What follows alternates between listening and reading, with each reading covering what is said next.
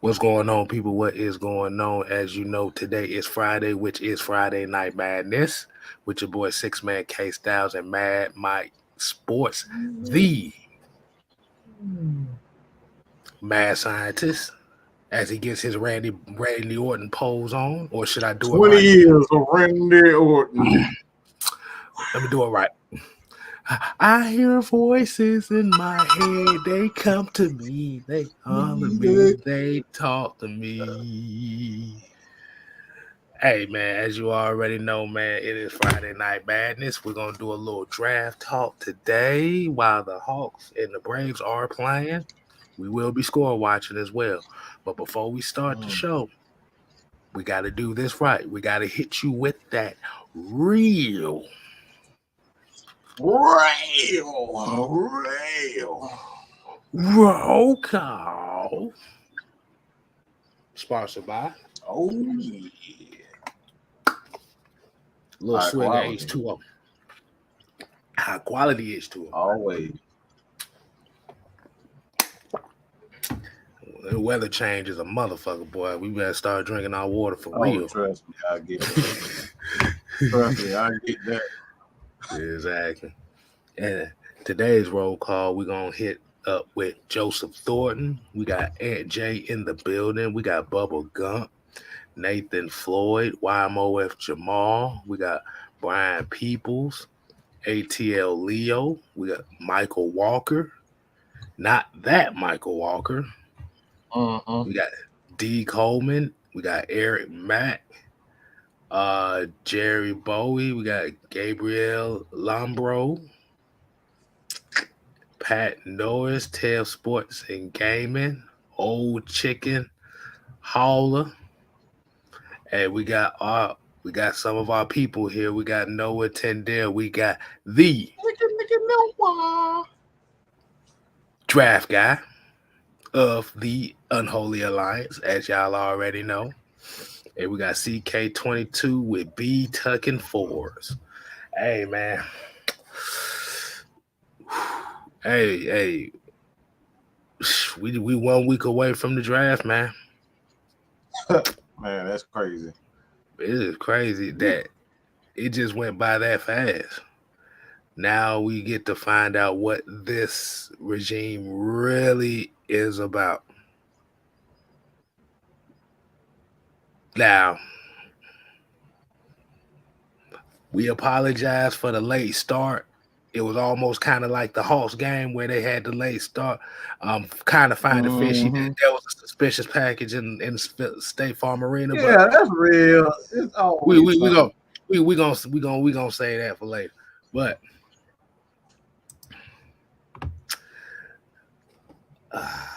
we always talk about the first round. We've been talking about the first round, what this 8th overall pick is going to be, whether it be Jordan Davis or Jermaine Johnson, Siobhan Walker. What?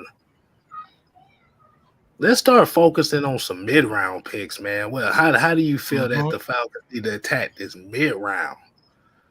Because we're going to use this scenario as far as they do draft Jordan Davis with the 8th overall pick. Where do the Falcons go in these second and third round, in these middle rounds? Because I don't think nobody's really talking about that. You got people doing mock drafts on them. Excuse me. But you don't really hear people talking about it. Because as we are looking at this first round pick and looking at this as the be all type pick. We got 7 more picks to go. So, Mike, my question to you and my question to everybody else here that's watching, we appreciate y'all tuning in to us. Where does the Falcons need to go with these 2 second-round picks? How do you feel about the prospects of certain positions that need to be filled with that second-round pick? This is going to be a controversial take right here. I'm going to receive a lot of, what the you talking about, Mike?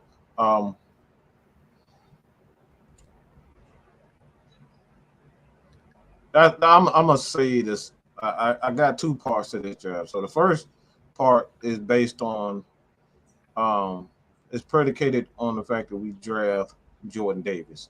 Now, typically I would say, all right, you need balance. So you have to bring if you're gonna draft a guy like Jordan Davis, then you need balance. You need to balance that off with some edge rushes. Well, I'm gonna take a different route. Hmm. I think if you draft Jordan Davis, I personally you have to get linebackers. Um, Reason being that we don't know if Deion Jones is the linebacker of the future, whether or not Rashawn Evans is going to pan out, or if Michael Walker is going to be the linebacker that we think he could be. I think he could be a solid linebacker, but he is yet to prove that he is that guy. Um, so me personally, I think in second round, the third round, you got to address that linebacker position. It's a position that no one is talking about. It's a position that a lot of people take for granted. You think, oh, we can just plug anybody in that position and he'll pan out. A lot of those guys, you don't get a guy like Paul Warlow. I know a lot of people look at Paul Warlow and like, Mike, what are you talking about? Paul Warlow, he fucking sucked. Well, Warlow, he sucked in the past defense area, but he was an elite. And I'm talking about a guy who can get tackles, who can make tackles, whether it's behind the line or in the middle of the field, 4 or 5 yards down. He was an elite tackle maker. All right. He did his job and when it came down about tackling. So that is a trait that a lot of people take for granted is being able to tackle. So you get a guy like Jordan Davis, man. You're gonna have guys um, as you um, stated quite a few times. Um, I doubt that he drops this low, but Devin Lloyd is a guy that you got to bring in here. He's one of those guys that can do it all. And if I'm the Falcons, I get Jordan Davis. Having a guy like Devin Lloyd and Deion Jones, Michael Walker, Rashawn Evans, that's a dangerous, dangerous front seven now. Because now those guys don't have to worry about these big fat offensive linemen pancaking them. That's the last thing that a linebacker wants is to sit back and worry whether or not they can run free. So I know everybody looking at me now crazy saying Paul Warlow, but again, Paul Warlow did his job, and that was to make tackles. One of the things that you go back and look at that Falcons team, um, they didn't have they you gotta have a guy like a Devondre Campbell. You gotta have a Paul Warlow. You gotta have a Key Brookins. These guys aren't gonna blow you away being a complete linebacker. But look, Bill Belichick and a number of guys, they always say this: do your damn job. If I ask you to be a tackler, be a tackler. All right, do your damn job. You gotta have a Ed Hartwell on your team when you got a Ray Lewis. You gotta have a Chris Draft when you got Falcons had a nice little set. They have a nice little set of linebackers, but you got to have those guys that specializes at that one particular thing. And again, we talk about Devin Lloyd. Devin Lloyd is he's an athletic freak, man. The dude can do it all underneath. Anything you ask him to do, he could do it. So, gotta go get a guy with similar traits to Devin Lloyd. N'Kobe Dean is another one of those guys. Um, and I'll let you fill in the blanks as far as the linebacker concerned. But you got to get guys to be able because again, we don't know if Deion Jones is the linebacker of their future. If they look at Deion Jones, we don't know for certain. We don't know for certain that he is that guy. So you got to fill in that void right there and that linebacker position, something that nobody's talking about. Right. Outside of our boy Noah, he's he basically Mm-hmm. said, "Did you give him a second video a month ago and talked about importance of a linebacker like Devin, but Troy Anderson is likely there in round two?" I Mm-hmm. mean, yeah, Troy Anderson is. See, it's just gonna depend though because he's new to that position, and I know the athleticism, the raw athleticism, is there for Mm-hmm. him. But I don't know if a lot of people gonna take a chance with Troy Anderson that high. Yeah. We don't know yet, so we just saying. But athletically, he's very gifted. Um, but we also have a 9.99 super chat. Said got that right. Drafts around the corner. Appreciate the AFN fan for help pass the time. Say we draft Davis. Who benefits the most on our defense? Do Deion you want to Jones. get that? 'Cause that's why I brought it up. That's exactly why we brought it up. Deion Jones. Mm-hmm. Um, Isaiah Isaiah Oliver. Yeah, be honest with you, every damn body. Mm-hmm. But in particularly, it will be Deion Jones because what Deion Jones like to do best is he likes to flow sideline to sideline. That's his game. He's Mm-hmm. a coverage linebacker.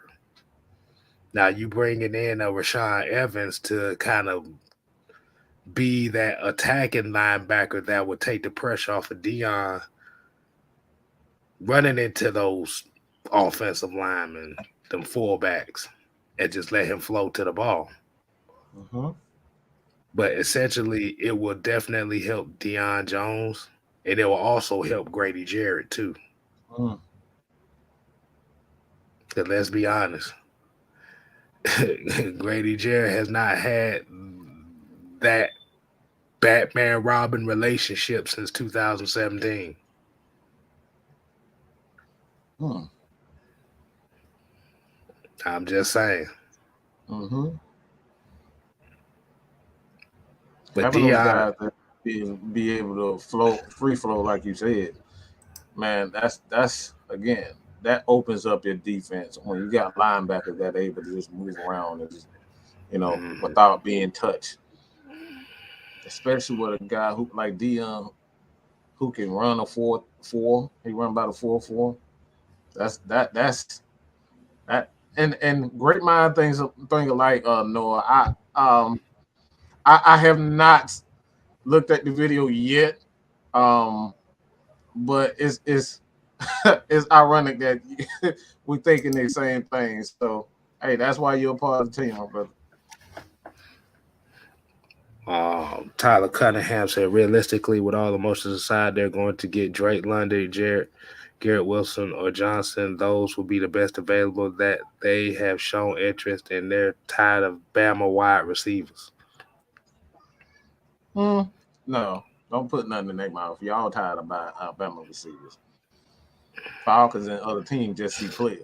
Whether they're Right. tired of Alabama players that's yet to be seen. If they are, hell, can we really blame them? I Right. mean, let's just keep it real. We can't make, but yeah. If you worried about what worse a guy sees, this is where the Falcons screwed up a lot of drafts because they focus on um their connections to people rather than actual talent. They worried about, oh, I got this connection at UCLA. Guess what? They end up getting tagged because they got a connection to him. Tack had no business being drafted in the first round. It was never a first round talent to begin with. He was a second round talent because he could do one thing, and that's bend the corners and get to the quarterback. That's all Tack was good for. He was a special. He was a specialist, much like a Vic Beasley. Those guys had no business. Vic Beasley was physically and athletically gifted. The thing with Vic Beasley is that he's one of those guys that needs all the necessary pieces to be able to maximize his talent. So when you don't have those guys to help maximize a Vic Beasley's talent, you're only going to get one thing out of Vic Beasley, and that's that one move. When he can't bend the corner and speed rush, what the hell good is a Vic Beasley? That's the problem. We didn't get the guys. We didn't get the guys around to help maximize. So it wasn't. It's not a lot of these players' fault. It's just the poor. But as far as his comment is concerned, for the most part, get Davis, maybe a safety, linebacker, edge, trenches. That's his wish list. I mean, that's pretty much what the Falcons need. You're Like right about that. another thing, one more thing, real quick. But when you go over there, it's okay to have a plan, but oftentimes in the in the draft, that plan gets scratched because teams end up doing crazy stuff. They end up getting, they end up trading somebody trading up, and this team trade up and that trade up, and then the whole board goes to hell. And now you have to adjust based on what other teams are doing or they're not doing. Right. And when you said like you said, when you say linebacker, like you said, there's Devin Lloyd is definitely a good name. Good. Chad That's which. Christian Harris, Christian Harris is another linebacker that's out there. Mm-hmm. Um, what's Chad his name? Chad Chad Muma, Mumba, yeah. Leo Chanel, Wade Walker from Georgia. It's a lot of linebackers in this mhm. draft. So yeah, And Eric here said Jordan Davis and Travis Jones. Ain't no chance in hell that's gonna happen. no, that's a wish list for real. That's you call that's you calling for the resurrection.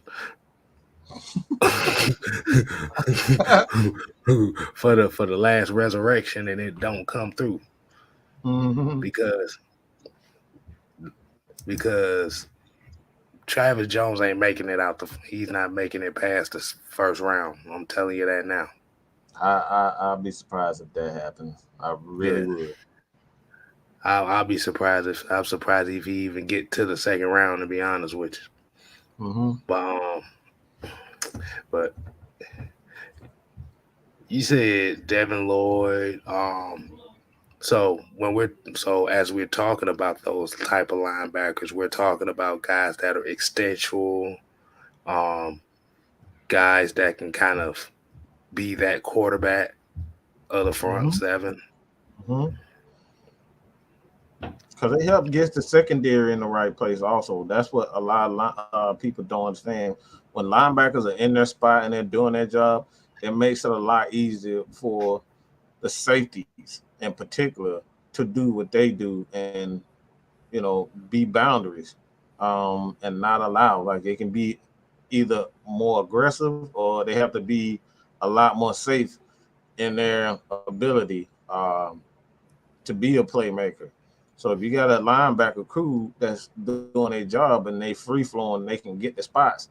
That makes the secondary even that much better. So again, man, yeah, I just really believe that getting a Jordan Davis, man, is just going to open up so much that we haven't seen in quite some time. We really haven't seen in a long time, consistently. We saw it in 17 what Dontari Poe could do to help, bring the best out of Grady Jarrett, and those guys were like brothers. And then that dumb, that idiot didn't want to give him a $8 million. All the man acted like $8 million, and he didn't want to give him $8 million. He let him walk because of that. And we saw again that's it's you gotta have those guys that complement the players well, and you gotta have all facets of defense. You gotta have all facets. You gotta have a guy that specializes in stop and run, whether it's defensive end and defensive tackle. You gotta have linebackers that specialize at tackling, linebackers that specialize at covering, blitzing, Filling gaps, you got to have all those abilities. You can't just have one style of play, and that's getting after the quarterback. Oftentimes, when you got a team that everybody pass rushes, that's the easiest thing for offense because they know you're gonna be super aggressive on one thing, getting after the quarterback. Hmm. Um, so if we talk about you because you're saying use that linebacker pick on the first, second round pick. Um, I know for me, I know, and we've already kind of talked about wide receivers. I would kind of use that on there, especially when Mm-hmm. you're talking about a Christian Watson. It's look like George Pickens starting to get some first round buzz as well Mm-hmm. as Christian Watson. Um, like you said, and if that is the case, if George Pickens is picked in the first round and or Christian Watson's picked in the first round, would I go receiver with that first pick? I'll be honest with you, I would say no. Mm-hmm. Because with that first second pick, I would go with the best pass rusher available, to be honest with you. Like I said, it's let's say we're just using the hypothetical as if Jordan Davis is picked first, Mm-hmm. I get that edge rusher the very Mm-hmm. next pick. And like you said, it could be a somebody that rises up like a Sam Williams or a Boye Mafe or um if you want to take a chance with a David Ajabo, like I said, anything like Nick Benito. I mean, like I said, Mm-hmm. that's definitely somebody that you can kind of take with that first, second round pick. And I see Trammell in here already trolling, talking about we're gonna fumble the pick. Well, y'all better worry about y'all own damn pick, cause Worry about the picks that you claim that y'all don't have anyway. Okay, so I'll be very careful with y'all. I mean, y'all don't traded every damn pick y'all had for players, so you might want to think about that first before you come trolling.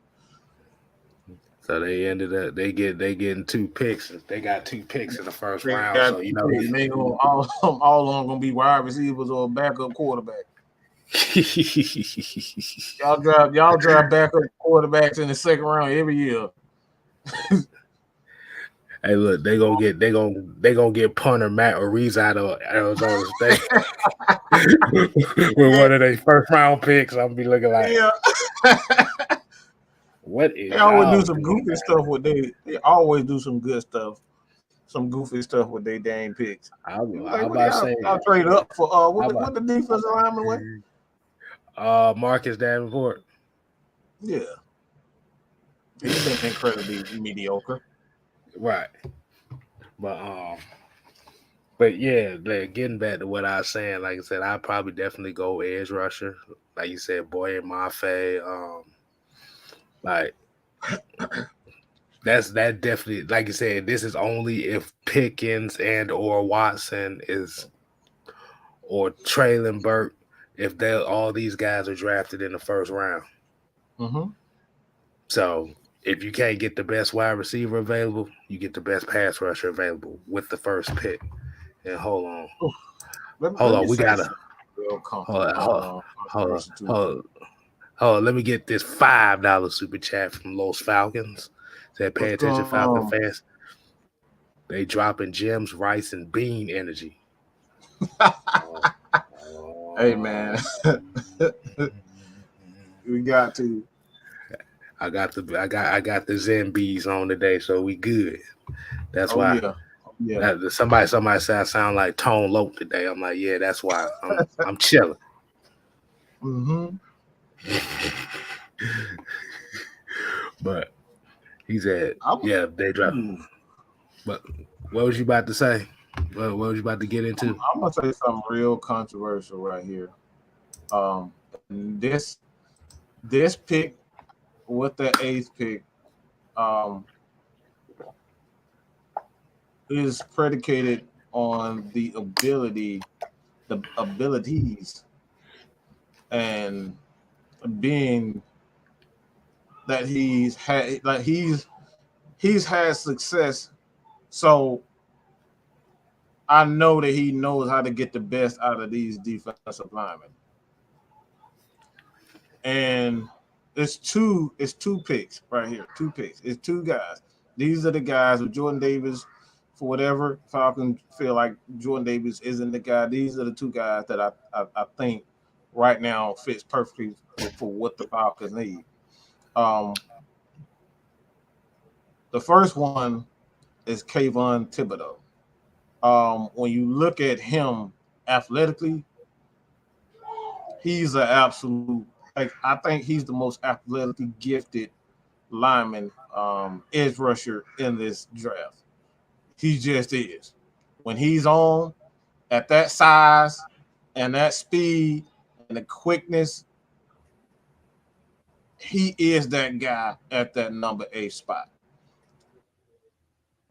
If we're just talking about athleticism, there are some questions with him. What we already know. For me personally, I just don't think he's a guy that needs motivation. But if anybody can get the best out of a player, I think DP's is the guy, especially with that. I mean, he had Terrell Suggs, bro. Like, just come on. Suggs, Suggs is he's a whole nother type of character. No, nobody tell that dude what to do. He is like he got one. He got a little rebel in him. So if he can go, get the best out of Terrell Suggs, man. I think he can handle a guy like Kayvon Thibodeau with his athleticism. The second guy is similar also. I'm gonna just throw a little homerism out there. He is a dog, um, and I think this guy is probably one of the most athletically gifted guys in the draft at edge, and Trayvon Walker. Trayvon fits the Falcons absolutely perfect. You look at the size, the athleticism, all of that. He fits perfectly for what Dean Pease like to do. But again, he's one of those guys that doesn't have a lot of experience. The biggest question for me with Walker, Trayvon, is whether or not he can consistently beat double teams. I know what he can do one on one, but I don't know what he can do versus being the number one guy. When all else fails, you are that guy. Can you do that? I'm not sure. But if the Falcons feel like Dean Pease is a great enough coach, those guys will be on their radar. And I'm telling you right now, don't be shocked if those guys are our pick at 8, because we're talking about athleticism, their size, their speed. It goes perfectly for what the Falcons want to do. They want bigger guys, more physical guys, along with that athleticism. Everybody got to have that. That's one thing in this league you can't ignore, is their athletic gifts, their physical gifts. And those guys got those physical gifts. So those are the I guess the secondary guys as far as who we would go after. Um, as far as that with that number 8 pick, Kayvon Thibodeau, Walker. Um, should I throw a third one in there? I'll just throw it. I'll throw an alley oop to you. I'll just throw an alley oop to you. Mm. So then the alley oop will go as to well as if they do decide to take one of those edge rushers with that eighth overall pick. My question to you would be, what defensive tackle do you think would fit what the Falcons need if they don't pick Jordan Davis? Because for me, from what I've seen, I think John Ridgway might fit this damn team pretty damn well. Yeah, you've really been high on him. I like him too. I like I like Fadarius Mathis as well. But like I said, I see them talking about another guy, DJ Davison. I haven't really seen too much of him, so I have to kind of make my own speculations on that. But I'm just talking about based on the guys that I've seen, it will probably be a John Ridgeway because essentially what you're going to need is you're going to need a guy that's going to hold the point of attack. And if they don't pick Jordan Davis, and Travis Jones is going to be gone in the first round too, Mm-hmm. do you wait third, fourth round to pick up that defensive tackle?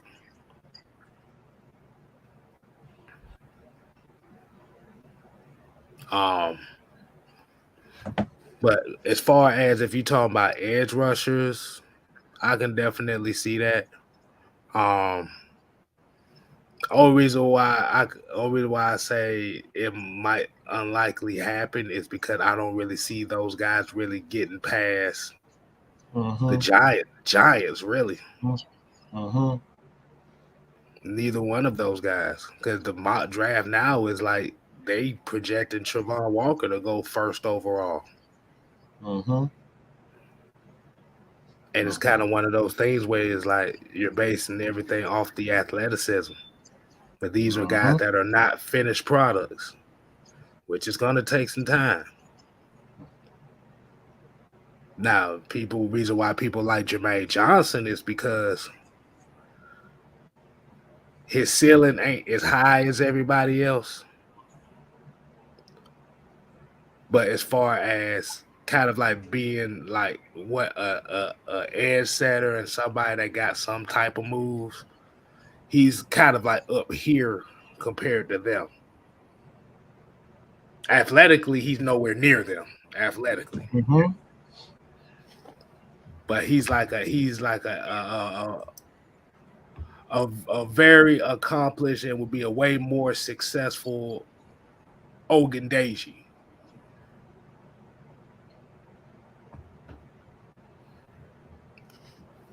Um, Devontae Wyatt, I see Floyd Donnelly talking about Devontae Wyatt as well.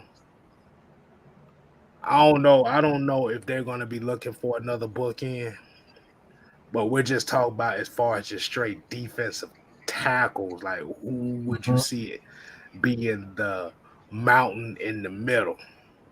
And Devontae Wyatt is more so of a bookend than he is a nose tackle. Mm-hmm. So, yeah, I'll definitely go down that route right there, man.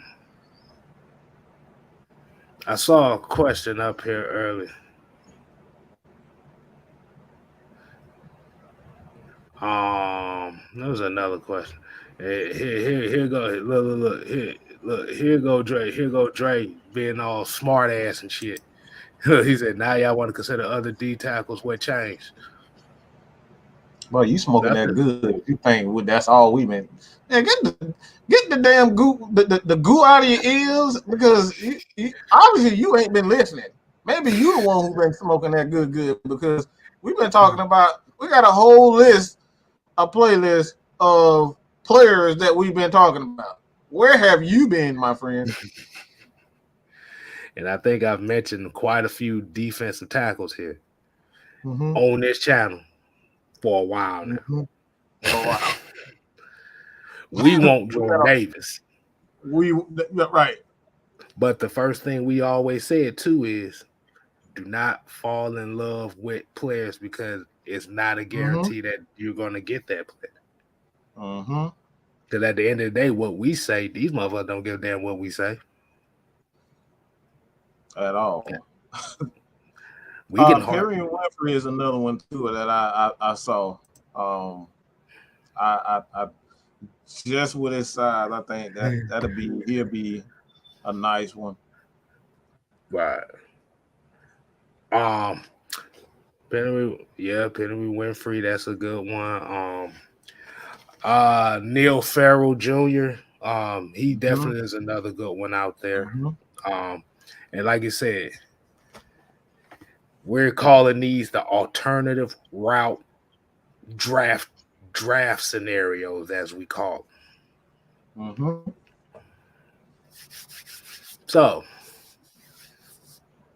we get that first second round pick out the way. Well, we kind of got an idea on how second round goes. Mm-hmm. All right, let's play the scenario again. Okay, let's switch it up. Let's say you get the edge rusher you want. You get the nose tackle you want. Let's say with that second round pick, you get the linebacker you want. Mm. Third round, where do you go? Woo, boy. I personally don't think he's gonna get this far, but um, I gotta go homerism again. Because it's just um he's a dog, but I think he's the most physically gifted safety in this draft and Lewis seen. Um, we know what Richie Grant could do, but we don't know if he's going to be able to, um, if he's going to get it. We're going to need. We don't know how if Eric Harris is going to come back healthy. We don't know if Jalen Hawkins is going to get it. We don't know if who am I missing? Um, the guy from Buffalo. What's his name? Which It's at the one? tip of my tongue. Which Lamar. one? We just signed from Buffalo. Mar. Oh, how the hell he says? How does he say his name? It's Mar something. But the safety, we don't know if he's gonna be Oh, here. So Dean Marlowe. Dean Marlowe. Yeah, Marlo. We don't know Marlo. And like I said, no, shut up. I know he not. I said if we playing scenarios, okay? We saying if Grady Jarrett went to the fifth round, so anything. This is the draft, bro. Anything is possible at this moment. Like seriously.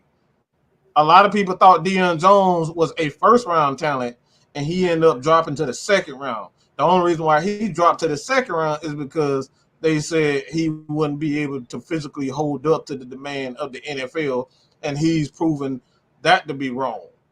So again, um, if he gets there, now, like I said, that's a huge if.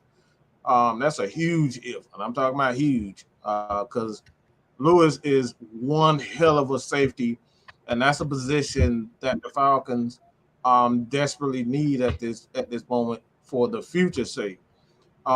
Because again, we don't know if Dean is gonna, we don't know if Eric Harris is gonna, if he's going to stay healthy. We don't know if Richie Grant is going to, finally turn the lights on. We don't know what Jalen Hawkins is going to do. So at this point, again, we just playing scenario. If Scene is there, that guy is uh, he is probably the most physically gifted safety in this draft right now. And like I said, I doubt he gets that far, but Yeah. that's who I'm getting.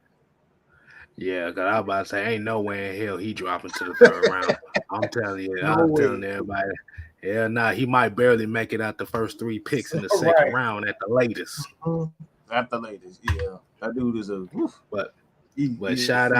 out, we got Alex in the building. We got Twisted Torch TV in the building. Shouts out to everybody. Um, Z had to throw the dogs and dog shirt in there. It's all good. It's all good.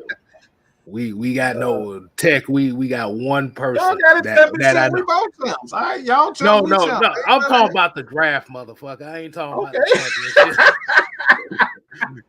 We got one player that's possibly in this draft. but but Oh but boy. but but yeah, Lewis, yeah, Scene ain't dropping that damn far. I'm just gonna He be real. died. He died. But third round, I would say another edge rusher. Because I think you're going to need to get at least 3 defensive linemen out of this draft. Um, and you're going to need at least 2 edge rushers. Um, if I'm looking third round, edge rusher, um, I know Sam Williams, he's gonna go. I think he's gonna go in the second round. I think he's Ooh. gonna go in the second round because his stock is rising too. Um, I would say, and this is and I'm actually going to have a video on this guy. Well, Mhm. I'm thinking about doing a video on this guy, but if you're talking about third round, and I know he's kind of like a project player, but just like we're talking about athleticism and stuff like that, I would say Amari Barno out of Virginia Tech. Hmm. Hmm. Um, he's very, like I said, he's kind of like a lot of these edge rushers. Well, cause I'm very particular about whatchamacallit. God damn it, wasn't that Kingsley A Nabari? I'm very particular about him. Mm-hmm. But Amari Barno intrigues me a little bit though. Because he was the fastest linebacker in this draft. Well, the fastest edge rusher in this draft. He about 6'6", 250. Where have we seen this? Where have we seen this size of a damn lineman before? Oh Mm-hmm. yeah, your favorite guy last year, Really, the one that right? Buffalo stole from right under. Right. So I like Barno. Um, Tyreek Smith is another one that intrigues me as well. Uh, that's one of those guys that it it just depends. It depends on on because he does got some good defensive line help up there, Ohio State. So we don't know exactly, but oh look, we look like Barno got some love here. You know, it said he could be an Anthony Barr type. Yeah, because one thing about Barno, he's good against the run. He damn Mm-hmm. sure good against the run. Mm-hmm. Uh, as much as I don't give a shit about 40s, he ran a 4.37, but I think his 10-yard split was like a 1.5 10-yard split. So he's getting up there real quick, but he just doesn't really have pass rush moves yet. That's why I say he's a project. But Mill said Josh Pascal. I don't know. I'll be honest with you with him. I don't, because it's like they saying he's a linebacker / defensive tackle, and I'm like, that's kind of a weird combination of a player to be. How you a linebacker? You a inside linebacker / defensive tackle? Yeah, That's kind of a weird. He's good though, but I I got to see a little bit more. But hell, I could be wrong. I heard Drake. I heard Drake Jackson. I heard Drake Jackson um, skills as far as in the running game is lackluster. Mm-hmm. Mm-hmm. I mean, Yeah, that's all I yeah. gotta say. But yeah, Amari Barno is definitely somebody I want to keep my eye on. Because the more that I watch him, the more he intrigues me. There's something about 6'6", 250, and being able to set the edge just kind of is like, I might want to see this in a Falcon uniform. Mm-hmm. I mean, the edge is something that we use. They get a lot of attention in this defense too. Right, So he right. might be just an edge guy in a lot of people's eyes, but when you got a defensive coordinator who loves the edges and feel like the edges are an important part of his defense, he's going to see a lot of time. I mean, Right. this is a perfect example for it. And the guy I'm Right. about to name now, who is that game? That guy who was typically an edge setter for us, the one that you call the cheerleader. Stephen me. You see how he got a lot of attention in his defense. So if he comes in as just an edge setter, and he's young, and you can still teach him, and he has that athleticism, and he has room to grow, Mm, a Dean Pease can do something with that. right. And I kind of seen this in the live here for a little bit. It was like the Grady situation. I'm gonna tell y'all. I'm gonna tell y'all right now. I wouldn't look too deep into it. You got him. He's working out with a college teammate Mm-hmm. in DJ Reader. You have to also remember, like when guys are usually like right around their later years, as far as these, remember, voluntary camps, which means you don't have to show up if you don't want to. That's why the NFL even put the word voluntary, because they know Right. they get tired of these. They tired of being, man. Look, they get tired of being around the same people all like every year for 7, 8 years. It's like, come on, bro. He's not trying to Exactly. see those guys no more. He tired of looking at those people. Exactly. So yeah, so he's working out with college teammates. Hell, might not know. He might be working out with some all pros. Y'all don't he know to try to get his game right, Mm-hmm. because he knows that these are some trying times for him. They need to know. He knows that this might be the end of the road, so he's got to cash out Mm-hmm. as much as he can. But Mm-hmm. we got another 9.99 super chat. He said, do you think we'll draft another running back? Yes, absolutely. Without question. Absolutely. The only question is when. It could be That's what we second. don't It know. could be third. It could be fourth. I don't think they're Mm-hmm. gonna wait to the fifth round to get a running back, but it's gonna be between, in my opinion, third and the fifth round that you're gonna Okay. look at. Right. Exactly. And there's a whole lot of running back prospects out there too, as well, that we not looking at. Hell, I gotta thank Devontae for the prospect that he had us watching. The Mm-hmm. cat from North Carolina A&T. Mm-hmm. Mm-hmm. The boy got one of the most ratchet ass names I've ever seen in my life. But Wow, you came up with that. he got one of the most ratchet Wow. ass names I've ever seen. Let me see. Let me see if I find that name right quick.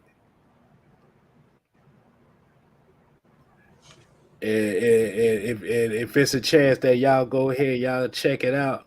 I'm trying to find the name because it's a hyphenated name. So um, bear with me, people, bear with me. God damn, damn, man, we chat so much, man. It's like trying to go through all this stuff. God, God damn, I'm gonna find it later. We got a show. But hey, Mike, I might wanna I might want to Hmm. switch it up. Might want to switch it up tonight. Okay. Okay. We're gonna switch it up tonight. And what I mean by that, people, is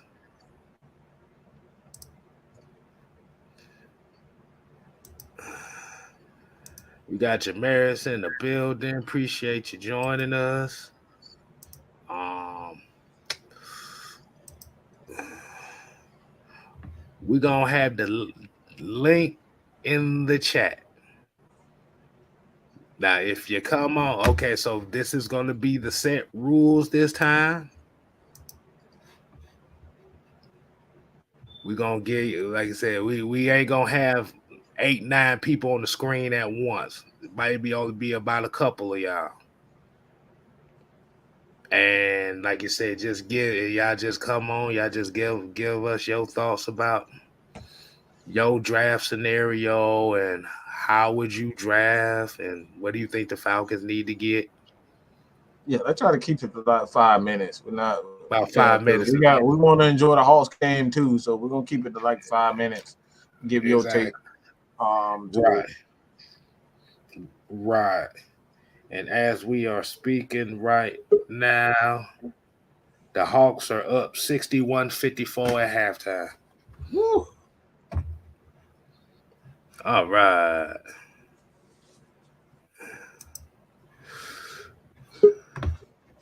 All right. We're gonna Alex do was this. good. What's going on, Alex? What's good? What's good, guys? Not much, man. But how you doing, man? How you doing? I'm doing good. I'm doing good. I've just been doing these prospect rankings. No, you don't say. Yeah.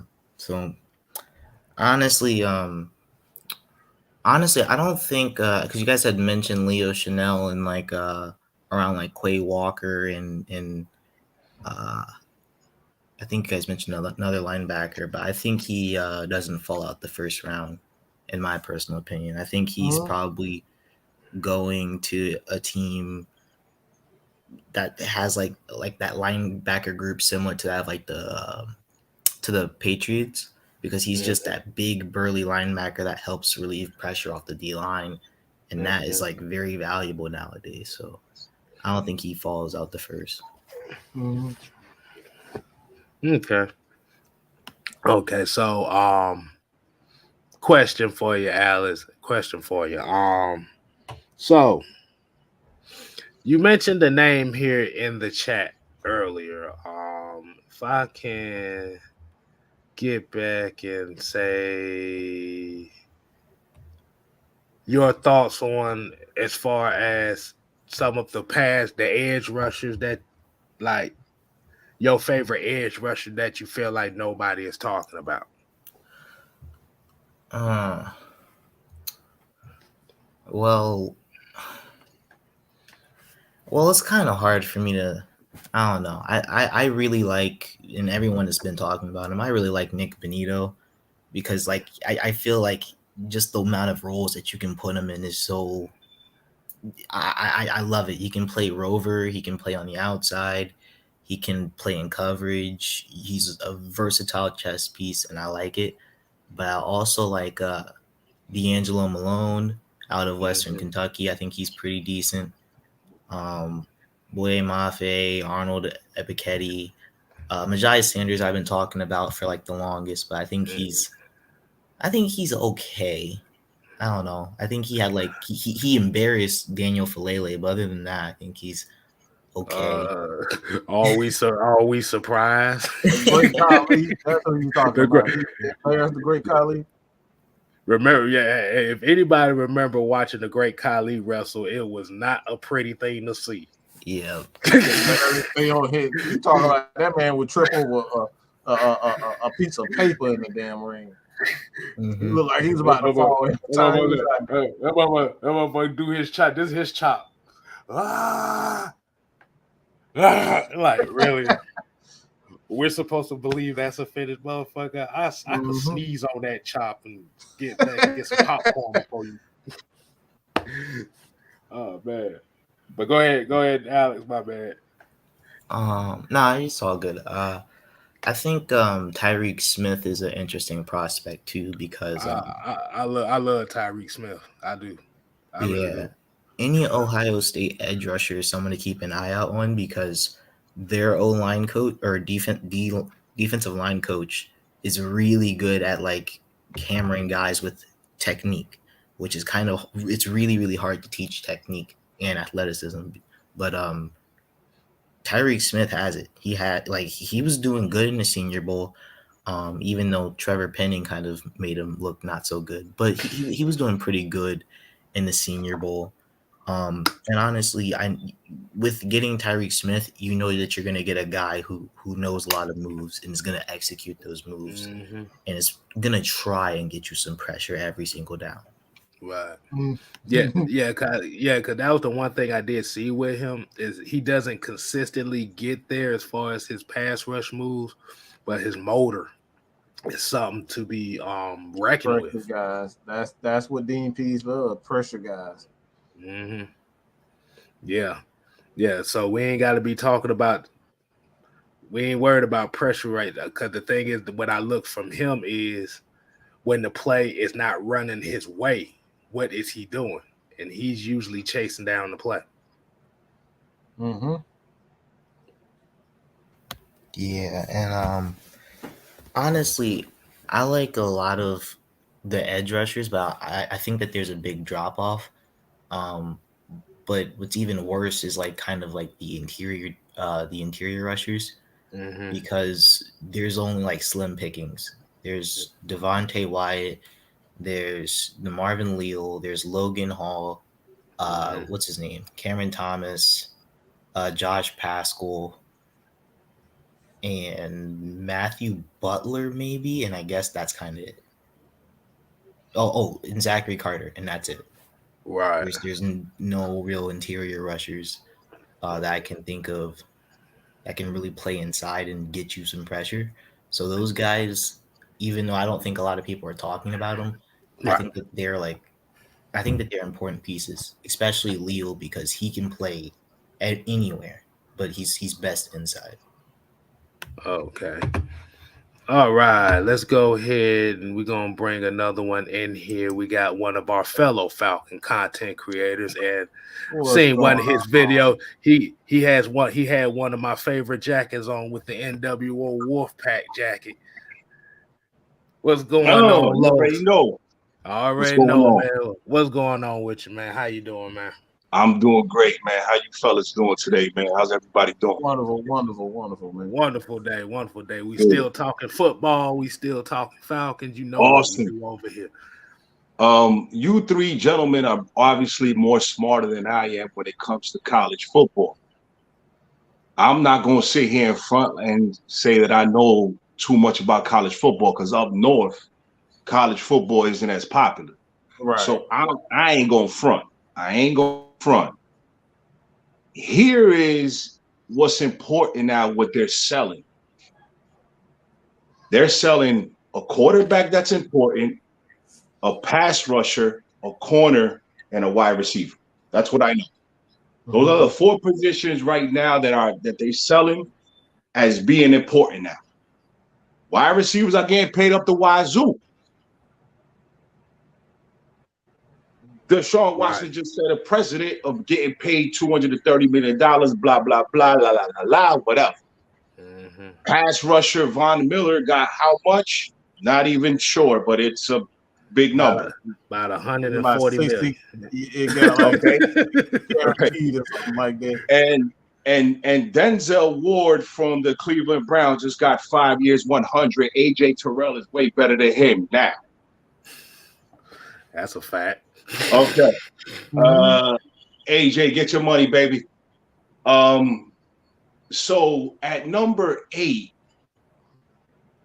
every week since I've been following the draft, there hasn't been a clear-cut winner or somebody that we like. Now, just pick a guy that's going to contribute to the team immediately, because that's what we need, bottom line. We're just going to need somebody who's going to contribute to the team. Last week, you guys said about 2 down players on the defensive side of the ball. If that guy's going to be picked on the defensive side of the ball, give us 2 plays, give us 2 great plays, whatever. If it's going to be a wide receiver, he's got some big shoes to fill. If it's going to be another corner, he's got some great people to learn from on the team. Mm-hmm. And if it's going to be a quarterback, oh my God, Dios mío, Santa Maria, aguanta la quarterback. I just went right to Billy's energy. I just went right to I'm about to say the way it sounds like, boy. Y'all pick a quarterback, boy. He gonna come out Carlito's way and start shaking. You guys pick a quarterback at the 8th spot. Oh. It'll be like watching the Undertaker streak come to an end. That's what it's gonna be. Wow. So again, I'm not gonna sit in front to your viewers and your followers and everybody in the chat. I don't know college football like that. I got a 23-year-old son that I go to for that type of information. Okay? Because I got a 6-year-old running around here crazy too. Okay? I ain't got no time to watch college football all day Saturday. I gotta spend time with the wife. You understand what I'm saying? Because she's Spanish and she's a tarantula, she on me, son. Let's get it real. But what I'm saying is this. Get it together at number 8, please. Just get it together because it ain't gonna last forever, baby. Like they say. I'm just saying, let's get it right. Let's just win the draft. I like the guy Walker, what you said. I like him, but me being a watered down college watcher, what I am, watered down 25-cent juice, take Jordan Davis. What do you got to lose? What do you got to lose? Absolutely nothing. You know. I mean, you said immediately. You said immediate impact. That's the key. It's going to impact the team immediately. And none of these guys you don't have a guy that's the clear-cut favorite as an edge rusher. Oh yeah. So you got to go with you got to go with the guy who's going to give you immediate. The quarterbacks are not going to give it that. There's no guarantee that any of the receivers. I would say a healthy George Pickens if he was healthy, but he has that question mark on whether or not he's going to last in the NFL because of the knee injury. So the guy right now, the clear-cut favorite is Jordan Davis because he's going to impact the defense and the team immediately. Immediately. So can I ask another question before you kick me off? What? So if we would have took Michael Parsons over Kyle Pitts, would the team win 11 games? Because, Michael Parsons would have helped out tremendously, But, Pitts also helps out the team tremendously. Look, it would be if we had back-to-back picks, right? Like the Giants have the 5 and the 7. It would be great. But we have the 8th, and then I think after that we go into the 2nd round, correct? So you got to make the pick count. Because the last time I looked, which was today, they got Kirby Pickett going at 8. They got Kirby Pickett. They got Kenny Pickett at 8? I mean, that's the last time I looked. They need to lose their job. I'm sorry. They got to lose their job. So, again, I ask a question. I mean, listen, how long are we giving Terry Fontenot to succeed or not succeed? Because this is an important draft for him. Yes?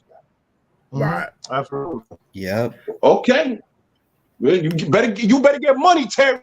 Because I'm telling you, the price of me, I'm telling you, I house with 100 Puerto Ricans. I'm trying to tell you, son.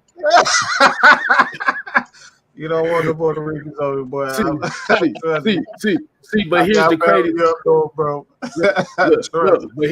But here's the crazy thing you just said is it seems like every week is always somebody new at 8. Because y'all just brought me on the Kenny Pickett being 8 this time. 2 days ago, it was Evan Neal. Yeah. So I mean, who the hell they trying to fool? They don't know either. But they don't know. Yeah. And is it because if he's trying to throw people off, he's doing a great job.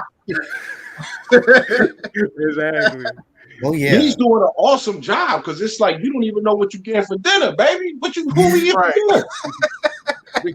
because the only reason I say this because if we remember last year, and I would actually want to get to your question, Los, when you said something about Michael Parsons or Kyle Pitts.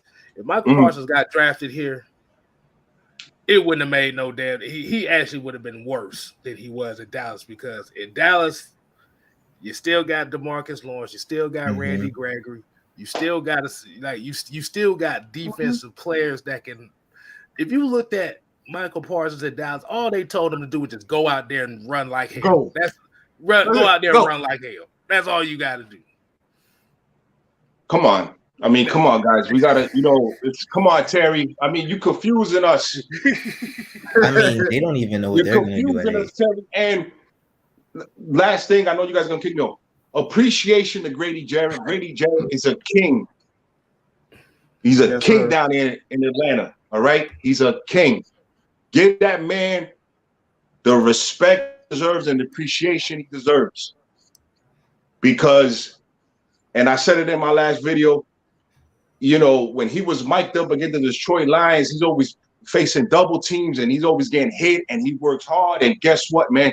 When we got beat to death in Dallas, that guy went to that podium, and that body language said it all, man.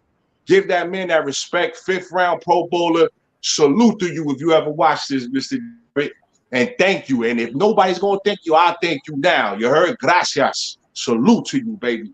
Hey, man, we always show appreciation because boy, looking at that Detroit game, boy, I ain't never seen this dude. But Aaron Donald never seen these triple teams. Aaron Donald ain't never seen triple teams. That man Grady is way too small to be taking those double teams like that, man. He going against 350 people, and that man's like 290 at most. Right. Man, I just like to show appreciation to the team. Sometimes we gotta show as fans appreciation to who plays on the team, whether it's special teams or the kicker.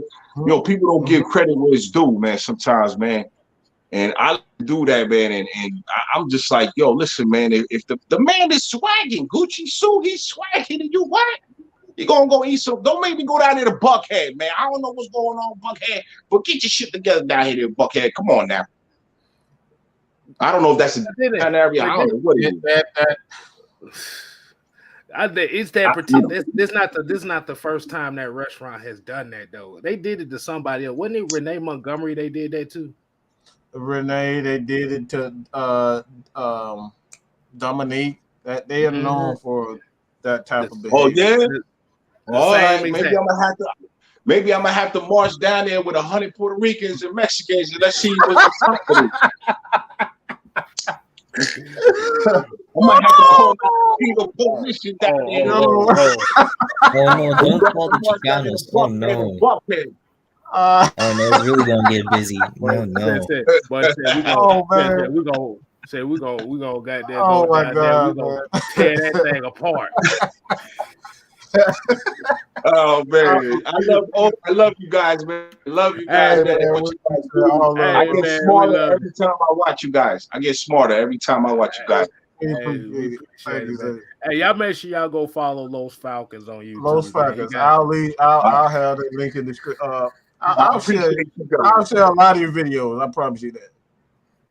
Thank you, man. I keep on trying, man. Trying to bring some rice and beans. You know what I'm saying? Hey,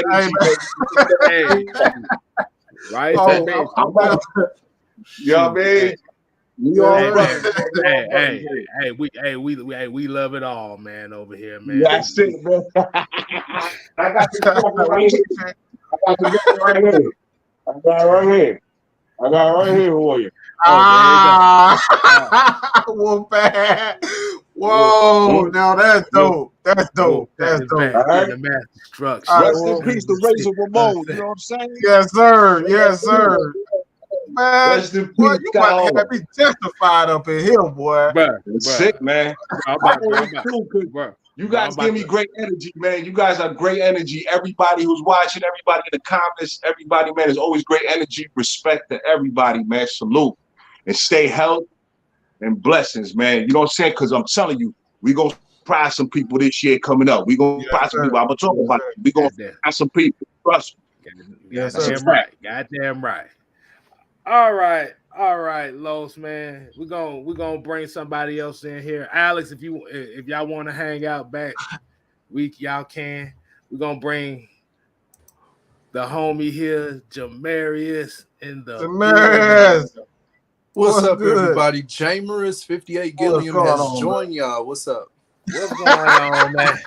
Oh, you come on like that? Oh, bro, you gonna come on like that? He came on with the energy. All right, I love it, bro. Hey, I just want to step in here and give my thoughts about the draft, what we should get at 8, and I'm saying that games are won and lost in the trenches. That's and Arthur Blank, come on, we keep crying and preaching about, hey, bring us a Georgia Bulldog to the Falcons. Hint, hint, hint, hint. You got about 9 opportunities to do. Right. There's about 17 of them in the damn draft. You got about 9 opportunities. Yes. So come on, let's win in the trenches. I think we can win in the trenches, man. Just come on. Hey. And y'all just got done talking about Grady Jarrett. I say give him some help. Hey, definitely, man. So, Yep. Outside of Jordan Davis, who is another guy, especially that you're very particular of, if you've seen anybody that will fit in this Falcons roster? Is there anybody else you got your eye on? Nope.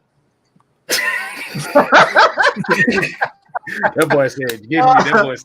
That boy said, "Give me Nope. Jordan Davis. Give me that's Jordan it. Davis." He said, "That's it." He said, "I'm standing on my draws for this one." Exactly. hey, man. Golly. Hey, I'm there with you, man. I gotta have Jordan. I'm right there with you. But that's always a chance that things won't happen. Right. And Man. I'm up here stuttering because this has become the look at Trey Young. Yeah, it's become the look at Trey Young offense now. They're just looking at Trey Young and everybody just staring at him, getting tripled and double teamed. My bad. And another turnover, I'm sorry, but this team they gotta tear this apart. They gotta tell one of those guys. They gotta send a message to one of those guys. Somebody gotta get the hell out. But yeah, what since you're so set on Jordan Davis, all right, you're set on Jordan Davis. We're gonna go to the second round. Okay. Where are you going from that point on? Now I know, like I said, we got to give Grady Jarrett some help. That's without question. We have to give Grady Jarrett some help. Where do you go from there? You got your big man. You got the big John in the middle. Where do you go from there? Oh man, I'm still stuck on defense. I mean, like, I think we should give somebody on the opposite side of AJ Terrell. I think we should go cornerback second round. Anyone in particular? Because I know it ain't gonna be just like the last brother on here. I'm not that big on college players in particular neither. I'm not even going front with y'all. I'm not even going front. I only do research on the people that we just drafted. That's all I keep doing. Because if I do that, when I keep on looking at players pre-draft and all of these mock drafts, I mess around and get my hopes up too high, and then I get my feelings hurt. Right. So, yeah. And to be honest with you, I was on the Justin Fields bandwagon too. So yeah. Okay, go ahead. I see his head turning right now. No. I'm not saying.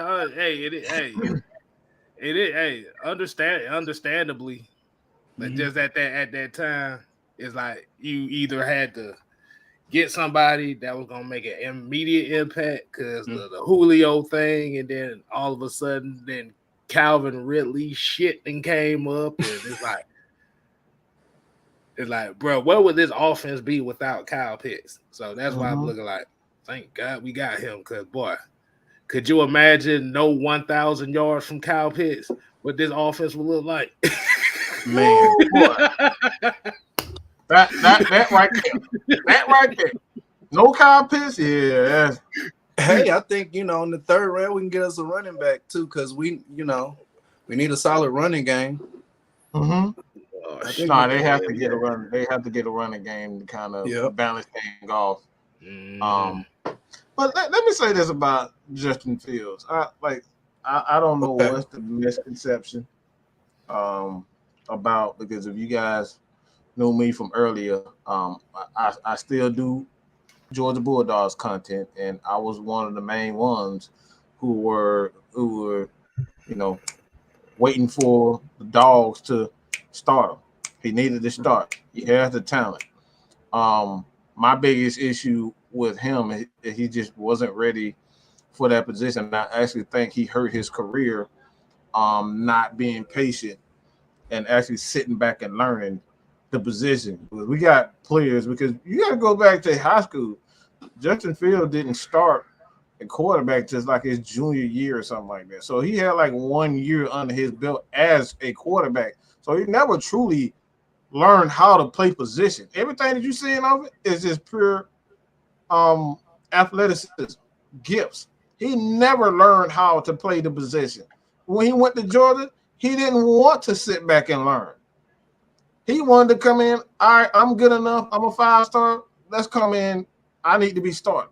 So I honestly think he hurt his career overall. Now I still think there's time for him to improve, but he still hasn't learned how to read defenses. And that's like in the NFL, that's what you have to have that. You gotta have that ability to, I know this ain't this fool. I know this ain't this damn fool. Really? Hold on. Let me make sure. I gotta make sure I do the introduction here. Wow. If y'all didn't know, wait a minute, what we got here? Hold on. Yeah. I'm reading my Palm Pilot here. It says, there was once a guy here that comes here that has the glorious of magnitude. He is the magnificent. Madness in the building. Yes, sir. Hey man, listen, I couldn't have Rose Falcons come on here, sounding like he's from New York, and I couldn't say shit. Nah, bro. I gotta get him on real quick. I gotta get him on. Oh man. Go ahead. There you go. Oh my man, hold on. Hey. Yo, Los, what's up, brother? Hello. Hey, help me out. There you go. What's up? Los. Yo, I was like, yo, Los sound like he from New York, man. I gotta get up on here and say something. I'm from Jersey, bro. Jersey. I hear it in your voice, brother. That's it. You know, we out here. We sprinkled out here in North Jersey. You know that. Look, I just came on real quick because you know what I'm saying? Like, I'm on break, so they don't know where I'm at, so I gotta be real quick with it. But listen, I'm gonna give y'all. I was like, we definitely gotta do. We gotta go Jordan Davis at. We gotta bring Godzilla, down to the A at 8. Godzilla gotta come at 8, okay? Godzilla. You know Godzilla beat King Kong. You know Godzilla really beat King Kong. Let's stop running. They jumped the metal Godzilla. You feel me? But he was down and out when Godzilla had him, son. So let's keep that all the way 100, son. Exactly. Yo, that ass though, like, but for real, like right after we get Jordan Davis, we gotta get an ass kicker because I'm tired of seeing Brokeback Mountain at center. Okay, we gotta do better than that. What Christian Barmore did to Hennessy, had me drinking Hennessy. All right, we need a new center. We need a new goddamn center. Brokeback Mountain gotta go. Brokeback Mountain has gotta go. Fact, All right, so either Lindstrom, we got to get Lindstrom's brother up in here, Alec Lindstrom, or Lindenbaum. One of those ass kickers got to be there, at number, was it 39? Mm-hmm. Yo, one of them got to be there. We got to start retooling in the trenches, and it's going to start with number 99. That's going to be in the middle of that defense. That's number one, and we need an ass kick ass center because no quarterback can throw from his back. Plain is fucking simple. It don't get no different than that. Trenches. It don't get no different than that. Man. I agree. Matt Ryan celebrating Dia de los Muertes every day. He was Dia de los Muertes on his tombstone every day. The fact, Dia de los Muertes. Rest in peace on y'all. He knows. That boy, man, does he know about that rest in peace energy? I hear it. I hear about that. I hear that energy. Yo, straight up, like anybody, we could get like receivers like in the late in the draft. I already heard that they're interested in Tolbert from was it South Alabama? He's about 6'3", 190. Got a big target, and you got Alec Pierce. He's not a big name. He's a white boy that can run about 4.35. I guess that's what we gonna have to do with that. Other than that, I'm not looking at Treylon Burks. Look, that's what it's gonna be right now, ladies and gentlemen. Get one of those tight ends like Jelani Woods, or who was it, Dolchich or something like that. But other than that, it's all about trenches. Build that defense up because it's gonna get real ugly in the A. Because for the past decade, and I've kind of been looking into that. Maybe I gotta put my tinfoil hat on though. But forever we've been looking for edge in more ways than one. This team has been light in the ass for the past decade. We need some goddamn edge. We need some ass kickers on this team. Mm-hmm. I'm tired of getting blown up and down the goddamn field. Tired of this shit, man. Mm-hmm. But that's all I got to say. I gotta get back from the break, right? I appreciate that, man. Hey, like I said, that's what I've always been saying. Trenches. One thing I realized about that tight end Doges, he looks like a dirty dancing reject. Oh my god! He look like an extra from Dirty Dancing, bro. I ain't even gonna kid you. But, hey, I gotta get up out of here. But listen, salute to everybody, man. Peace to all, man. All right, appreciate it, man. Hey, take it easy. All right, we got another one in here. Bit mellow. What's happening, homie? What's going on? I think we should build the trenches. So I'm going with a defensive tackle. But if we can't get Jordan Davis, I want that kid from Alabama. And then I want to stay on defense. I want a quarterback. And then I take a wide receiver by then. I don't want no quarterback, no first, second, third. I want fourth. It's no quarterback. It's in free agency or college. I see that is a Matt Ryan. I want a franchise quarterback. If I don't want no quarterback, I don't want no quarterback. You can say, well, he was good for like 2 or 3 years. Yeah. Exactly. Right. You don't want to. I said this a few weeks back. A few days back. I was like, look, I don't want the second and third and fourth best. If I ain't getting a franchise quarterback or the best, I don't want them. You can keep that shit. That's exactly what I want. If I ain't getting no franchise quarterback, I don't want none at all. I just don't want none. And I don't see nobody in college. I said that's a franchise. I don't see nobody in college that you can say that's a franchise quarterback right there. Mm-hmm. I don't see nobody in free agency. That's a franchise quarterback right there. We still need to protect them, regardless who's under center. We just, you know what I'm saying. I still say you definitely need to protect them, but it's a different from a regular quarterback and then a franchise quarterback. Yeah, but we don't want them getting sacked 9 times a game, though. No, that's on the head coach, offensive line coach. Yeah, you got to train them boys. You got to teach them. You got to teach them, man. You got to teach them. Mm-hmm. You got to be on them. You got to teach them. That's what I want. That's just what I want right there. Now you I don't said want a quarterback. you said the boy from Alabama. You talking about Fadarius Mathis or you talking about Christian Harris? Mathis. Mathis? Okay. Yeah. Okay. Yeah. We right here. Yeah, I'm Mathis. just making sure. Right here. And then it's another one. Cause being truthful, I'm counting out all the Georgia players. I'm looking for them to go. I'm looking for Georgia players to go first, second, third, just like that. Wow, I'm looking for them to come out the board quick. Man, did you see that NFL? Did you see that combine? Mm-hmm. The combine does a lot. Yeah, that ruined a lot of people's That does a lot. We ain't getting no man. Jordan Davis probably go 1 or 2 or 3. He's gonna be in that number. He's gonna be in that number. Right. He's gonna be in 1, 2, or 3. And the Kobe Dean, the linebacker, we don't need no linebacker right now. So it just that's what I want. I want if it be a quarterback, I don't want him. I want him down the line like fourth, fifth.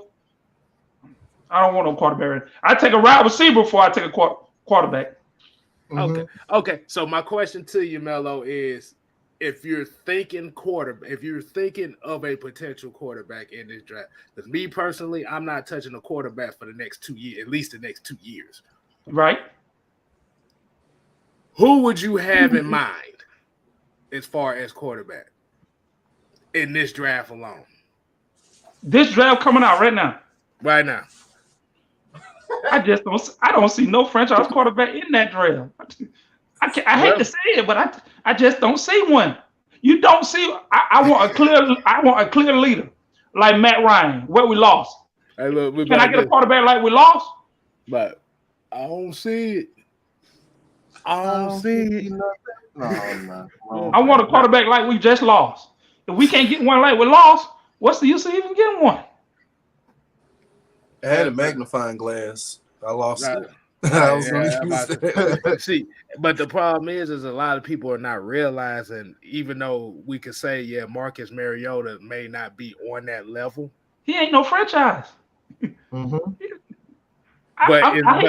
But let me ask you a question though: is a franchise quarterback really guaranteed a Super Bowl? Because if we look at it, exactly, so it's not necessarily the most important need. No. But he's better than a 1, 2, 3 or 3 years guy, 4-year guy, somebody that's back there. Right. To me, Marcus Mariota is a guy that's just back there. He occupying the job until we get the guy that we really want for the job. Yeah. I'm steal a quote from one of my favorite comedians, Corey Holcomb. Marcus Mariota is basically stepping stone Stacy right now. Basically. You can say that. You can say that. I said in the first, second, or third round, just go all defense. Don't lead the offense. Just get to the 4th, 5th round. That's when you go quarter. That's when you get a wide receiver, quarterback, and stuff like that. But go all defense that first round. All defense. Yeah, I won't. But there ain't no quarterback out there I can say I really want. I know this being kind of biased, but I don't want what's his name? What's the guy's name? What's the quarterback's name? The one that's one from Liberty. Oh, Malik Willis. I don't want him. I just don't want him. I don't want him. Man, we don't have a running quarterback before. How did that turn out? Look, running quarterbacks do is put seats in the stands. I want somebody gonna do more than that. Ooh. I want somebody gonna do more than that. Michael Vick never look. How much we praise Michael Vick? How many times Michael Vick ever got us a championship? I even like Michael Vick, but how many times Vick gave us a championship? Vick, man, I remember I look at YouTube a lot. I look at y'all show a lot. Man, Vick, I remember Vick used to say on YouTube, I just used to get the playbook and just throw it in the trunk. He really didn't take it serious. He didn't take it serious because he had all the alphabet, everything else. He can run. Why take it serious? Why take it serious? If I can do everything else, why I got to take this serious? Man, Vic did not take football serious. They said it took until Andy Reid to Yeah. really show him how to really play the quarterback position. Yeah. But yeah, kind of getting back to what we was talking about. Yeah, I'm more focused on trenches. I'm more focused on trying to build this team. Like I said, me too. I ain't worried about. And the issue is, I don't give a damn what school he went to. I'm not worried about quarterback right now. I know a lot of people here want the quarterback right now. I'm not worried about him. I'm not worried about quarterback. I'm not worried about him at all. I'm not worried about him. I want a franchise quarterback, man, and I don't see nobody in college I want, or nobody in the draft, or nobody in free agency. I just don't see it. If y'all see a quarterback out there, you let me know. But I ain't seen him, man. Yeah. Like I said, I gotta say something real quick. I just gotta say something real quick. Just give me a moment to do a little mini rant. But what the fuck is he a legend of? A legend of what? What, running? What are we talking about? A legend at what? Running? Huh? I want to know. Running? Because he didn't win a lot of games. He didn't get a championship. He's not the all-time rushing court. What the fuck is he a legend at? Putting butts in the stands, man. Before there was a Vic, there was a Deion Sanders. Deion Sanders was a super legend. He was a guy that was putting asses in everybody's seats. Everywhere he goes.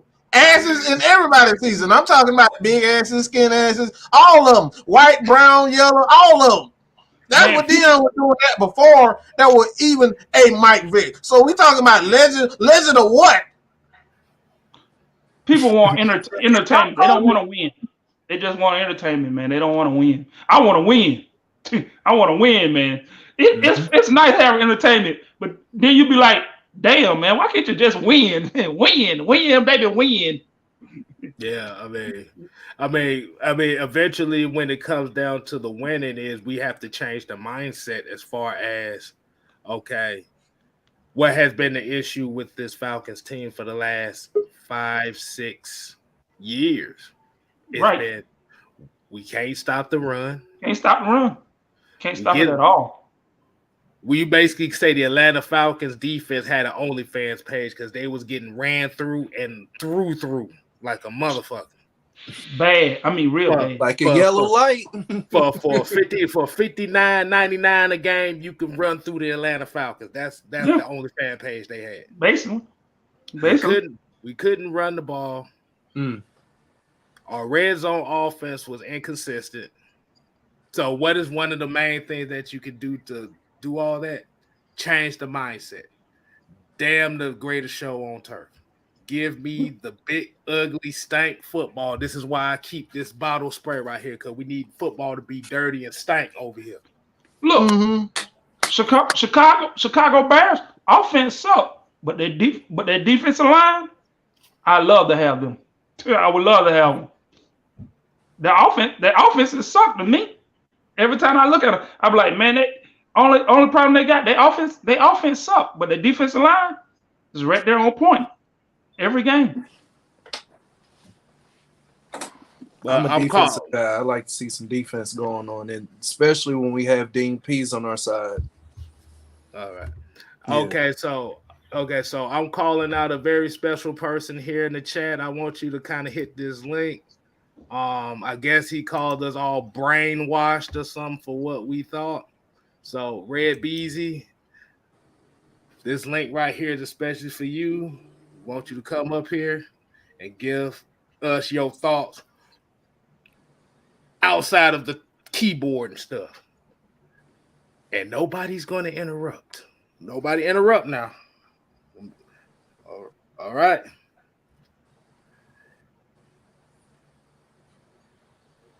And hi, you bring your ass in here too. Bring your ass. Come on, let's go. All right. Hey, I'm about to say Mello, Jamarius.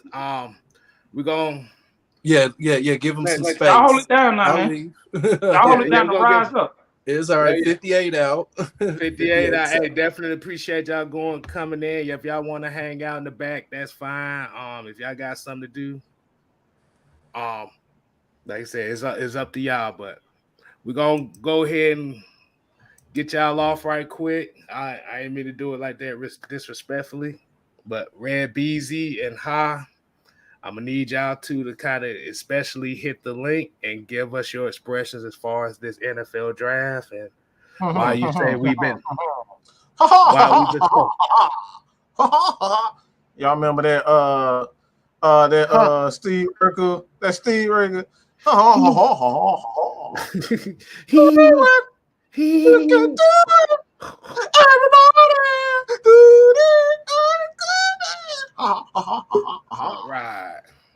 Like we got another one here. All right. Hey, hold on, David. Hold on. What's going on, man? What is happening? I went to high school with your boy Chauncey, man. I support y'all, man. I'm just saying, I think we should draft defensive line. That don't mean shit. We don't care about nothing about that. Come on. What you take defensive line? But I'm just supporting him because he went to Westlake and AJ Terrell. You know what I mean? He said the boy's solid, and I believe AJ Terrell. But that ain't what I'm saying, that we need a quarterback. I'm just having a defensive guy. What's your take on him? What's your take first? I think people just be on him because he went to a small school. But what I'm saying is that ain't what I think the Falcons need to do. I think we do need to go defensive line, maybe best wide receiver or whatever. But it's a lot of receivers in the draft. What I'm saying, I think we need to go defensive line. Jordan Davis, keep that boy at home. That's what I think. Mm-hmm. Solidify that D line. That's my honest opinion. Oh yeah, and the thing about Malik Willis is, and like I said, and I can speak only for myself, and Mike can speak for himself as well, and we pretty much kind of on the same thing. Is if this was a situation, if the Falcons had already the necessary pieces to where, okay, like let me use the example of the Patrick Mahomes example here. Remember when Patrick Mahomes got drafted 10th overall, right? Yeah. That Kansas City team was a playoff team the year before he got drafted, literally the very next draft. So the team was already set in place. Yeah. If the Falcons would have had a team that was already set in place and then be like, okay, I got a running game I can lean on. I got a defense I can lean on. Okay. Then the Falcons could take that chance. Okay. But the only issue with the team right now is you have no run game. Your defense can't stop the run. The pass defense has been pretty good. You can't get sacks. You can't protect. Wide receivers can barely get open. I see what you're saying. Yeah, because you thinking best value, so we can build a team the correct way, basically. Right. But the thing is, at the end of the day, we don't know what the hell they're gonna do. They might take Malik. We don't know. I know it's gonna upset a lot of people, though. I don't want the fans to be in the stands. That's what I was saying is this first pick is gonna piss off somebody. And I don't know who it's gonna piss off. It's gonna piss somebody off. Yeah. But at the end of the day, is what we're looking for is we need the defense to be right. We need to change this identity. We went from throwing the ball 40, 50 times a game. We need to go back to running this thing 30 times effectively. Are you willing to risk? Let me ask you something, K-Style. Are you willing to risk not getting Jordan Davis to trade down and get another extra pick, and then have to play against them one day and let the Saints get them or something? You know what I'm saying? Or Carolina get them. I don't want to see that. I mean, I don't want to. I don't want to see. We don't want to see that. I'm not afraid of it. But if it's for the betterment of the team, that's a possibility. The thing is, you're going to have to get it just depends on what defensive tackle they're looking at that they're real high on. Because if we look at what's been going on with the Falcons as far as this whole draft process, the names we've been hearing: Malik Willis, Garrett Wilson, Kenny Pickett, Evan, we ain't really heard too much of Jordan Davis. And remember last year's draft, what was the main names we was hearing for that 4th overall pick? Michael Parsons, Justin Fields. Kyle Pitts didn't come into the question until like the very last minute. So we don't know. Jermaine Johnson or Kyle Hamilton, then that's what it's gonna be. Watch and see. Hey, would you be mad either one? Hey, I would be highly upset if it was Kyle Hamilton. I believe he's going to be a good prospect, but I just don't think that's what we need to help, because it's essentially doing exactly what we was doing, and that's getting a bunch of prissy skill players, and we still don't want to get ugly. At the end of the day, man, let me put it like this. I'm gonna put it. It's gonna be a little graphic, but it's Friday Night Madness. All right, you got the girl. There you go. You got the girl. She pretty. She yellow. She I know that's right. Brittany Renner. She's Brittany Renner, and you got the girl. She's not so. I ain't gonna say she ain't pretty, but she ain't got all the Brittany Renner. She don't look like Brittany Renner, but she got the. Oh boy, she got the boom boom. She got the take out the she got the big. You know what? And she don't like her face ain't all that, but she get the job done. She get the job done. Which one you taking? You gonna get the Brittany Renner who look real good? She high yellow. She ready to take all your money. And I ain't gonna go that way. Give me the inside, man. Which one y'all want? You want the Brittany Renner? Oh, well, you want the girl that got everything. She can cook. She can cook. She gonna come home. She ain't gonna nag you. She ain't gonna tell you get off the video game. She ain't gonna tell you, look, you spending too much time with your homeboys. Which one of y'all taking? I just want to know which one y'all taking. So basically, what you're saying is, do I want best value? Evan Neal. What if Evan Neal slide? Okay. Hey, what man, if Evan Neal slide? I wouldn't be mad. We gotta get rid of. That'll be the dumbest thing. I like Evan Neal, but it'll be the dumbest thing in it, because we will have to. If we get Evan Neal, that has to be a deal in place to trade Caleb McGarry. It'll be a wasted pick. I'm not into wasting picks anymore. It has to be a deal in place to send Caleb McGarry somewhere. Hey, Edge, where's Edge? Is Edge Russia? That boy Jermaine. Go on, get the boy Jermaine Johnson and let's Jamon slide. And I doubt Jamon slide. Hey, I'm about to say Jermaine Johnson is the edge rusher I want. He's the one I want. Yeah, he a dog. Yeah, but Jermaine is definitely I seen him in that Senior Bowl thing. Oh, there! I watch everything. Okay. hey, shit, that Senior Bowl was good, but that Senior Bowl was good. But I look at the game footage too. I pay more attention to that, and essentially what Jermaine Johnson does is he brings a lot of what we need as far as not only being an edge setter for the run game. Yeah. But he can rip inside and kind of give you that versatility. Like I said, he's not the most athletic. Compared to Thibodeau and Travon Walker, he's not as athletic as those two. Right. God damn. You know who I like later on though? That boy Wandale Robinson, bro. I've been watching some tape on him. I had him early. He was in our little prospect video, and that's a guy that I've been high on that. I've been high on that kid. I've been high on him. He a dog. I don't think we can go wrong, man. If we get that first one right, I don't think we can go wrong in this draft, man. I think Terry them bright. Man. See now.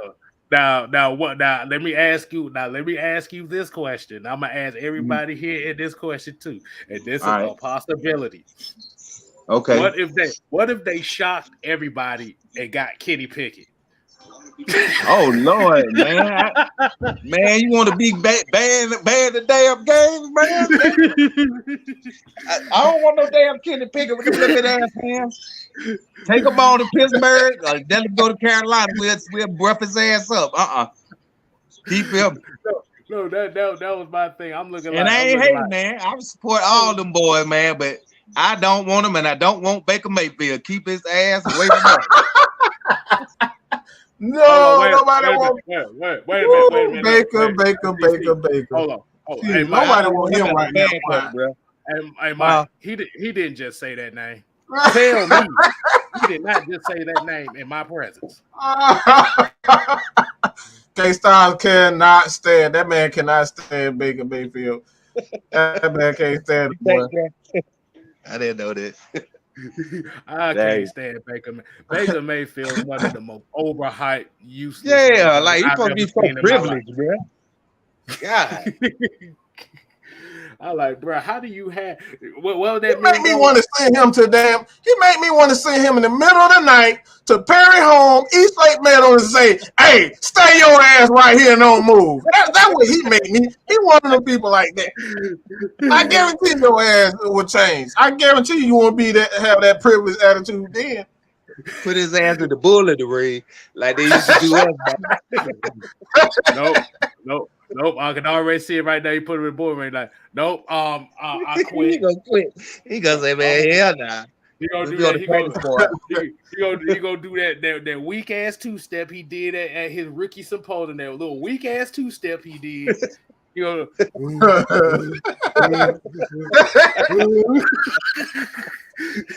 what that boy Robbie said? No, we don't want him. He on Twitter. No, boy from Carolina don't want him in.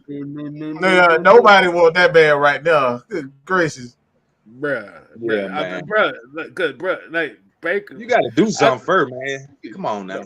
No, what happened with Baker Mayfield? I'm gonna tell you what did him in here. Mm-hmm.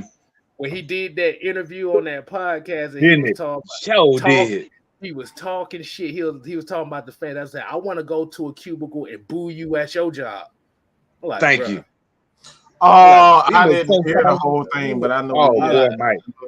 You missed it, bro. I like, bro, really. This is why. Yeah, he messed it up. He should have not said nothing, man. But the dog people talk too much. They get themselves in trouble by talking. Just be quiet, man. Be quiet and be a leader. Yeah, exactly, man. That's what Cleveland was talking about. They want somebody that's mature. Mm-hmm. That motherfucker ain't mature. He only plays good when people talk shit about him. Yeah. He only plays good when people talk shit. When people praise him, he plays like absolute dog water. Yeah. Yeah, you shouldn't even be listening to that mess, man. You should be trying to practice to get better.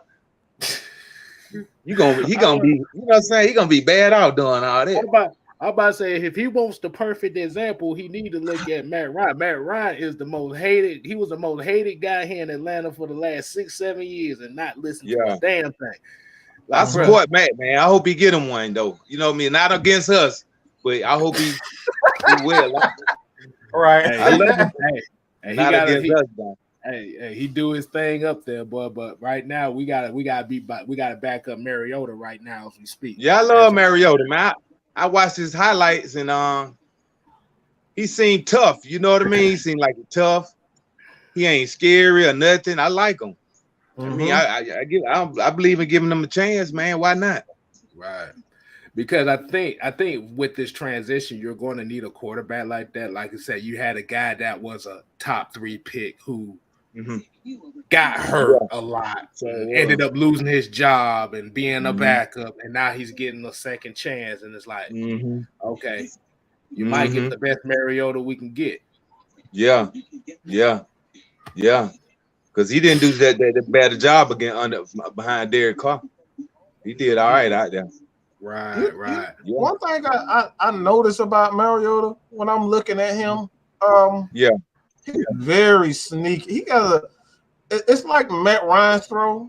He's very deceptive as far as his arm strength is concerned. It doesn't look like he's throwing the ball hard or that far. He was just it's almost like I said, it's almost like Matt. It doesn't have that traditional zip like an Aaron Rodgers, but he'll turn around, he'll be casually running, and then all of a sudden he'll throw that more 50, 60 yards on a rope to guys. So he's very deceptive with his arm strength. I thought you was gonna say he looked like a substitute teacher, but never mind. That too. Hey, you think we need another running back in the draft? Yes. Late rounds. At least one. We're gonna need at least one. We're gonna need at least one. Maybe third, fourth round, maybe. Because you got to get explosive guy. You got to get explosive guy because we got a bunch of guys who disciplined as runners, but we don't have that guy that like, all right, he gonna turn on that Tevin Coleman, that Anton Smith, that type of energy. We don't have that. That Jerry Snowwood in the backfield. That's what we need. A guy that's going, all right, we get in there, he can hit a home run at any given time. We don't have that in the backfield. Right. Somebody to compete for that number one slot at running back. That's what you're saying, basically. Yeah, because Cordero Patterson does not need to be running the ball. Hell no. Not like that. Let him be our Debo. I wanted Debo until I heard he don't want to run the ball no damn more. Hell no, you can go ahead on then. You get the hell on. That's that money. The hell you talking about? You ain't catch the damn ball. All you did was run. Hey, Mike, we just got out of the damn cap thing. You know, this year. You're gonna try to go right back in it with your ass. Hell no. Right. Exactly. Man. Man, Jerry, what's going on, man? Jerry, what's going on? Hey, look, I'm on a bandwagon for Jordan Davis or Jermaine Johnson for the first pick, but it's something I've been just trying to figure out. We got 2 quarterbacks currently on the roster, right? Wow. So I'm trying to figure out when are they gonna make a move and possibly get a third guy to come into the quarterback role. Late round, Carlos Strong or somebody like that. Honestly, I'm thinking that they may be looking at Desmond Ridder. I mean, we under the impression that he's going to be there. You can't assume that these quarterbacks are going to be there. There's a lot of teams that want quarterbacks, so a lot of those quarterbacks might end up being taken in the second round or even earlier. It could be. We've seen this before. We've seen it before with quarterbacks. Quarterbacks is a premium in a prime position, and once that first one get taken, the second one. Once that third one is gone in the first round and early in the second, that's when you say, all right, we can't sit back and wait. So a lot of guys might not even be there. That is true. He may not be there. But I'm also looking at the teams that need a quarterback and which quarterbacks are a good fit for those teams. And I'm looking at the offenses like, the Atlanta offense with Arthur Smith.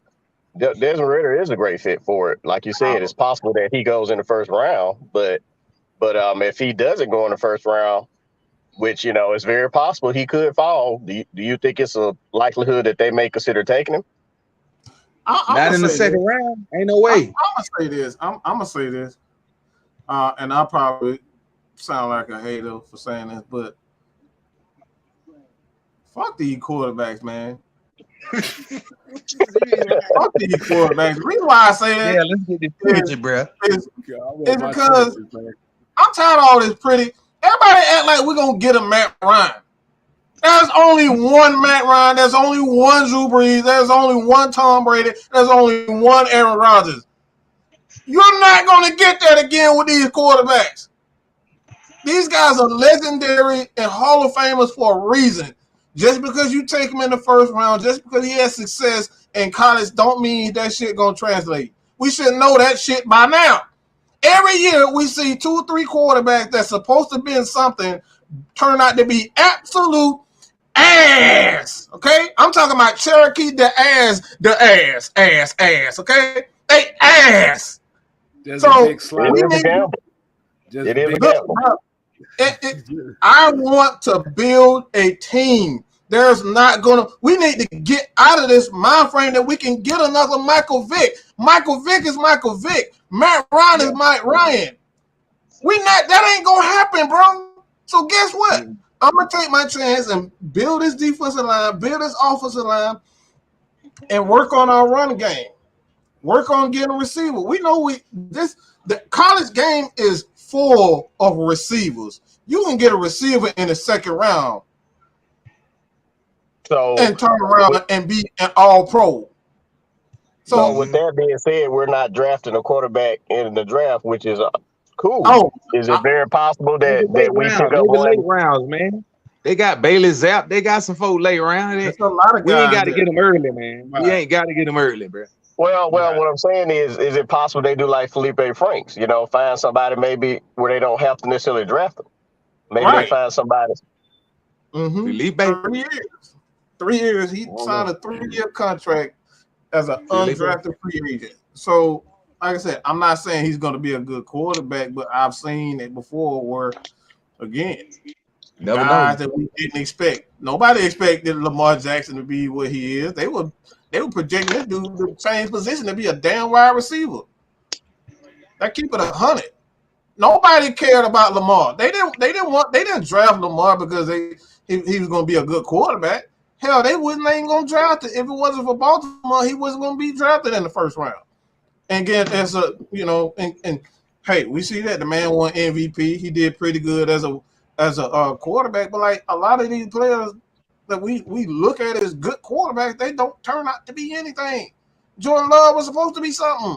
He was good in college, and look at him. He can't even get off the bench. Nobody won't even trade for him. Nobody won't even trade for him. Green Bay ready to give him away. Green Bay is ready to give him away, and nobody wants him. Yeah. Yeah. He was highly touted. Exactly. And with that being said, you know, I'm on the bandwagon of not trying to get a quarterback either, but I'm also just keeping an open mind on, is it possible they may try to take one within the second or third round versus going later? Yeah. I want him. Like, let me make that clear. I want Ritter because I do think he's a fit for this team. But fuck these quarterbacks. I want to build my damn team. Yeah, I'm tired of getting run, bro. Y'all, boy. Hey, the host done came back. The host done came back. Trey Young on fire. Look, bro. I got that energy right now, man.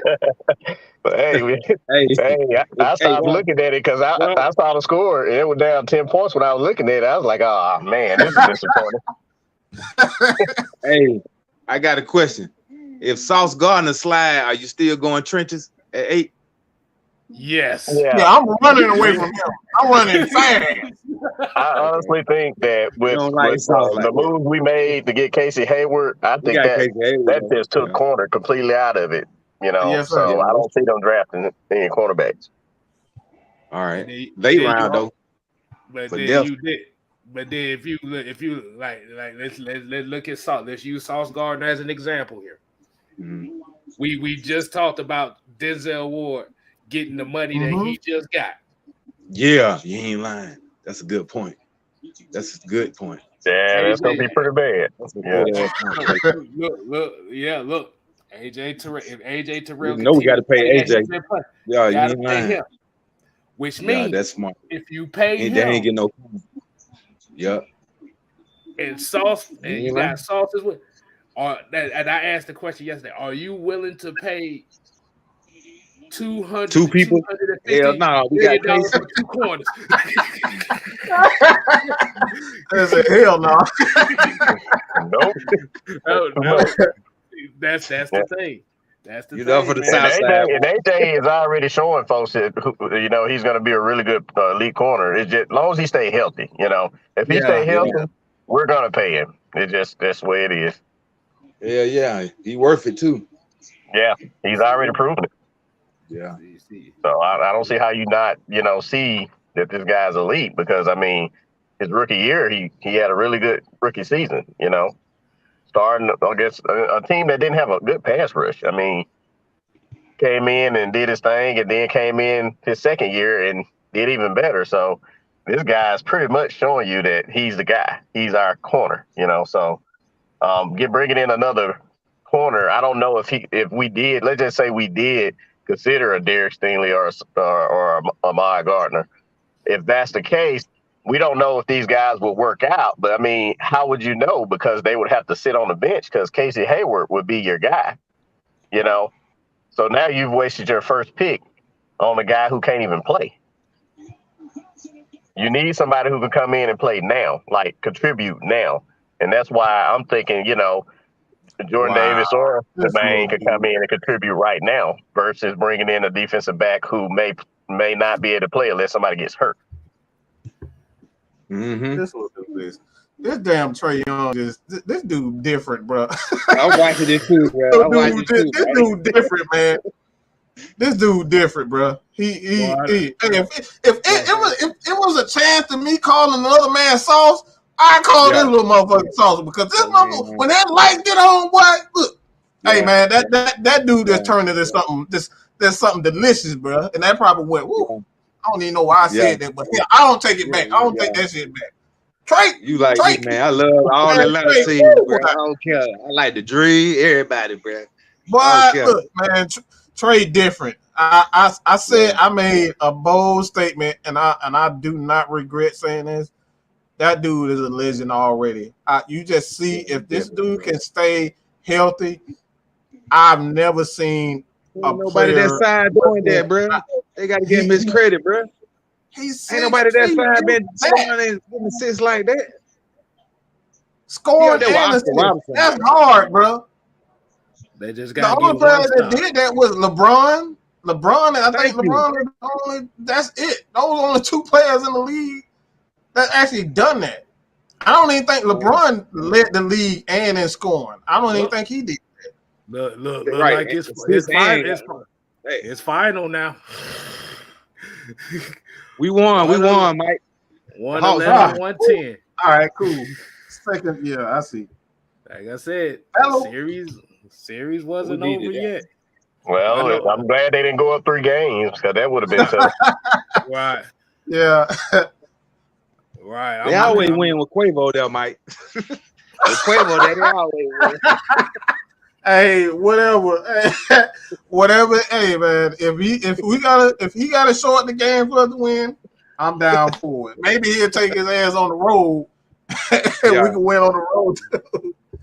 Exactly. Hey, if we would join y'all membership, man, do y'all be having tailgate things and stuff at the game? Oh, we gonna get to that. Yeah, we gonna get to that. Last time, like the COVID really kind of changed things for us. And, yeah, so we're gonna try to get back. We can try to get that back. Because, yeah, we really did. We used to do a lot of tailgating and stuff like that, going to the games and whatnot. But, yeah, we gonna get back into that. Okay. I think this will be the season to kind of cut and step on in because now everything's opening back up. So. Yeah, yes, sir. Then there's gonna be open seats because about 70% of this fan base then gave up on the team, so it's gonna be plenty of space now. Right. Yeah, I mean, can we really say they're giving up? Because a lot of them probably will still be trying to watch just to see what happened, or just to say something bad happen, man. I can't stand our bandwagon fan. I don't like none of them. I hate them. I'm sorry, Lord, forgive me. I don't like none of our bandwagon fan, man. Don't come around me. You with us when we up, and then when we down, y'all can't do nothing but be negative. So if y'all hear me, don't come to me. Don't hang with me. I don't want to hear none of your opinion. None of that. For real. I'm tired of that, man. Like everything is bad. Like, come on, man. They trying their best to fix what Dimitrov did, man. You got to give them more than a year to fix it. Yeah. He doing a damn good job. You ask me, both of them, Arthur Smith, they together. I agree. I totally agree with you on that one. I think a lot of people waiting for that big excitement to come, but if you really look at it, man, when they said he's going to have a lot of cap space next season, I'm trying to figure out, how did they pull this off?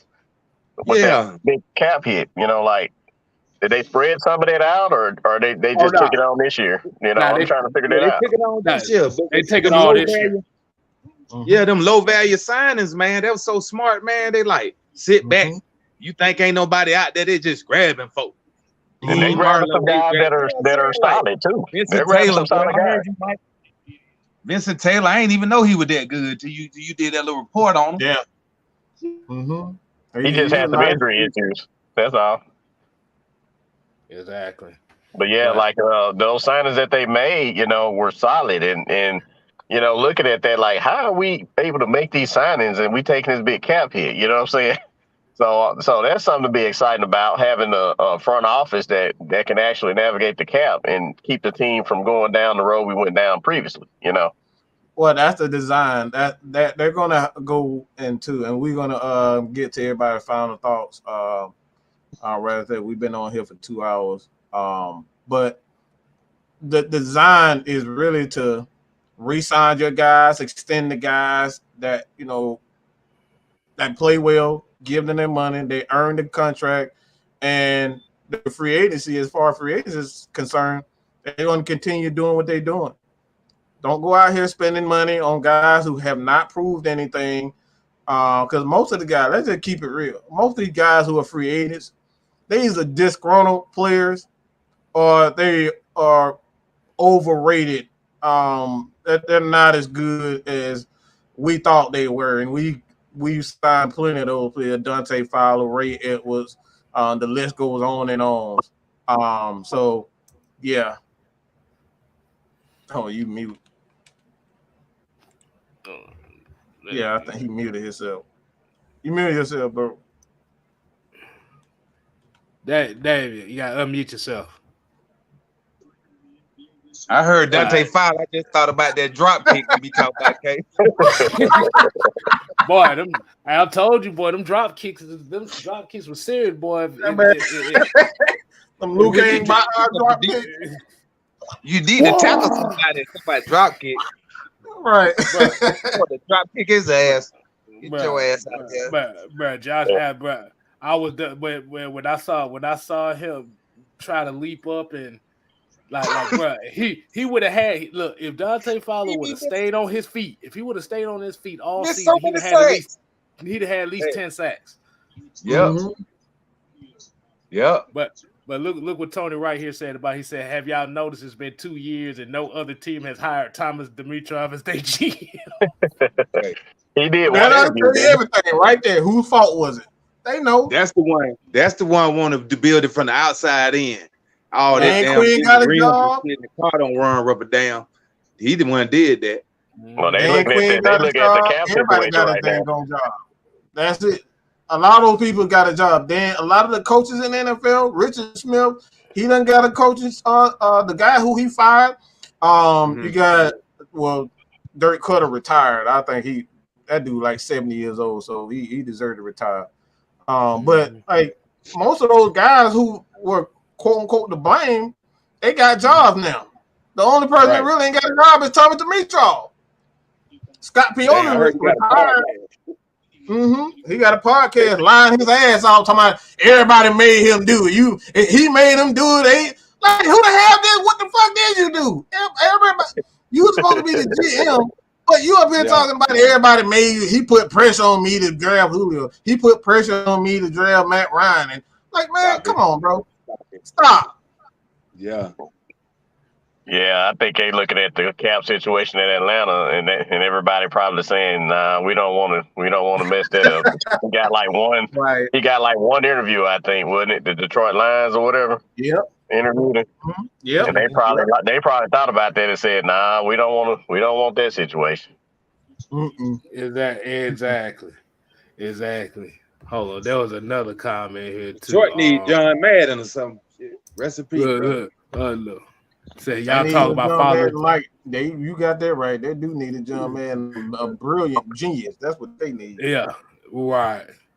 And look. He said y'all talk about Fowler's drop kicks, but has Gage ever completed a legit hurdle over anybody? No, he did one time. I think I saw him do it one time. But I was tired of that damn move there. I ain't gonna lie. You can't jump over everybody, bro. This past season, I think he actually jumped over somebody. Damn Olympics. But but the biggest difference between him not legitimately hurdling over everybody, at least he did his job. He wasn't no hoe though. He was no hoe though. I like Sanu better than him though. I do like Muhammad Sanu better. We missed him a whole lot. We missed him more than we thought. Yeah, Roper Gage to me at best was a number 3. I didn't see him as a number 2. Yeah. Well, And I'm pretty sure that's what Tampa's going to do with it. And Tampa's probably going to have him in the same position as they they can had keep it. We gonna tear his Antonio ass. Brown. Come on with it. Come on with it. That ain't enough, buddy. I'm about to say, Tom Brady anyway. Tom Brady broke our heart in the damn Super Bowl. Damn it. So we owe Tom Brady. I hope he come bring his ass back. Well, hopefully, when we face Tom Brady, we'll be talking about how strong our trenches look, and him getting a little scared. Thank you. Because remember, he said that he didn't fear. Remember when he first got it was before his first season with the Bucs started. He said he didn't fear the Falcons. Now the Eagles is who he feared or something like that. And I know why he said that, because the Eagles had such a tough defensive line. Wow, I didn't know he said that. Yeah, they shared a video of him playing golf. He made a comment about that while playing golf with somebody. He don't fear the Falcons. Now the Eagles, he do, have quiver a little bit with the Eagles. That's because they have a tough defensive line. Yeah, that's psychology though. That don't get to Matt Ryan. Remember that Matt wasn't thinking about that. Matt wanted to beat him, I bet you. No, Matt wanted to beat him. But that was his way of trying to say he wasn't worried about the NFC South. That's pretty much what he was trying to say. So we got to run him off then. Ain't that right, Kate? We got it. Exactly. Run his ass out. Yeah. But I'm gonna go ahead and give my final thoughts on it. And this is the reason why a lot of people say we need to focus on the trenches. Mm-hmm. Did y'all see the schedule for this year? What we got? Oh, I saw it.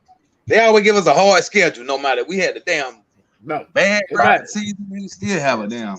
There's one common thing for this schedule for this season. Mm-hmm. There's two things that every team that we're playing, almost every team this year playing does, and that's run the ball and stop the run. Mm-hmm. Mm-hmm. Don't y'all think we need to do that too? Yeah. Exactly. That's my final word for the night. Hey, goddamn trench fight.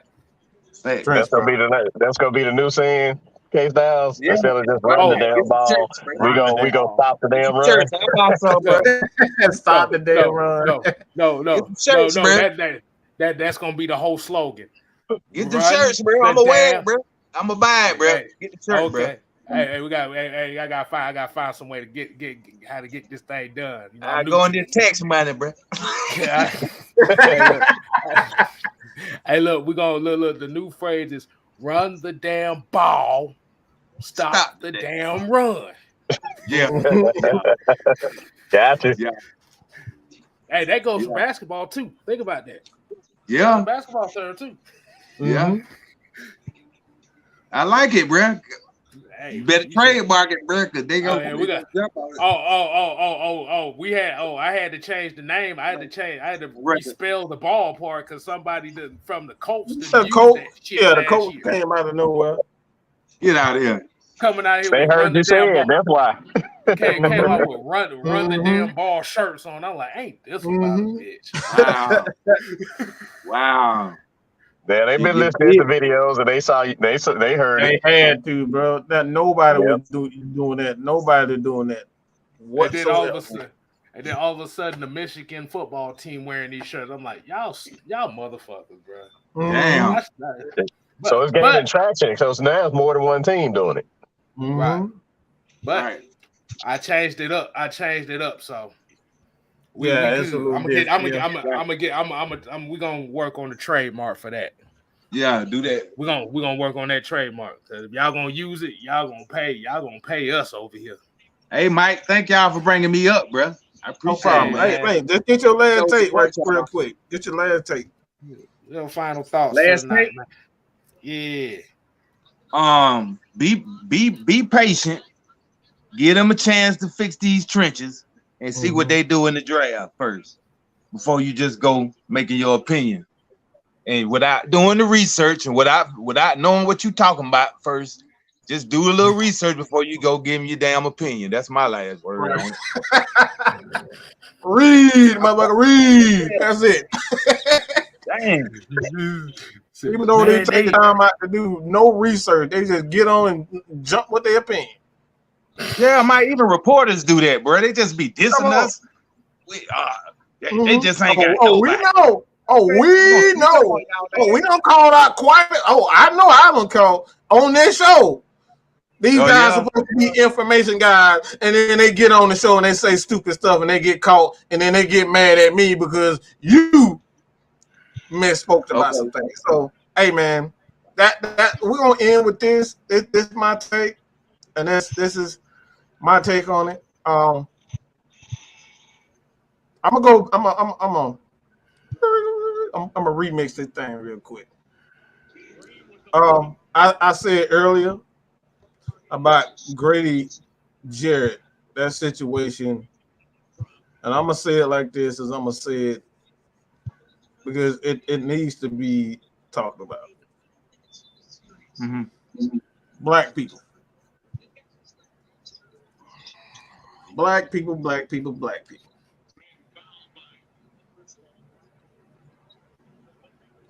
We quick to beat down each other. When they have an embarrassing moment, they have an ignorant moment, and make a mistake, we quick to beat the crap out of each other. Quick, fast, in a hurry.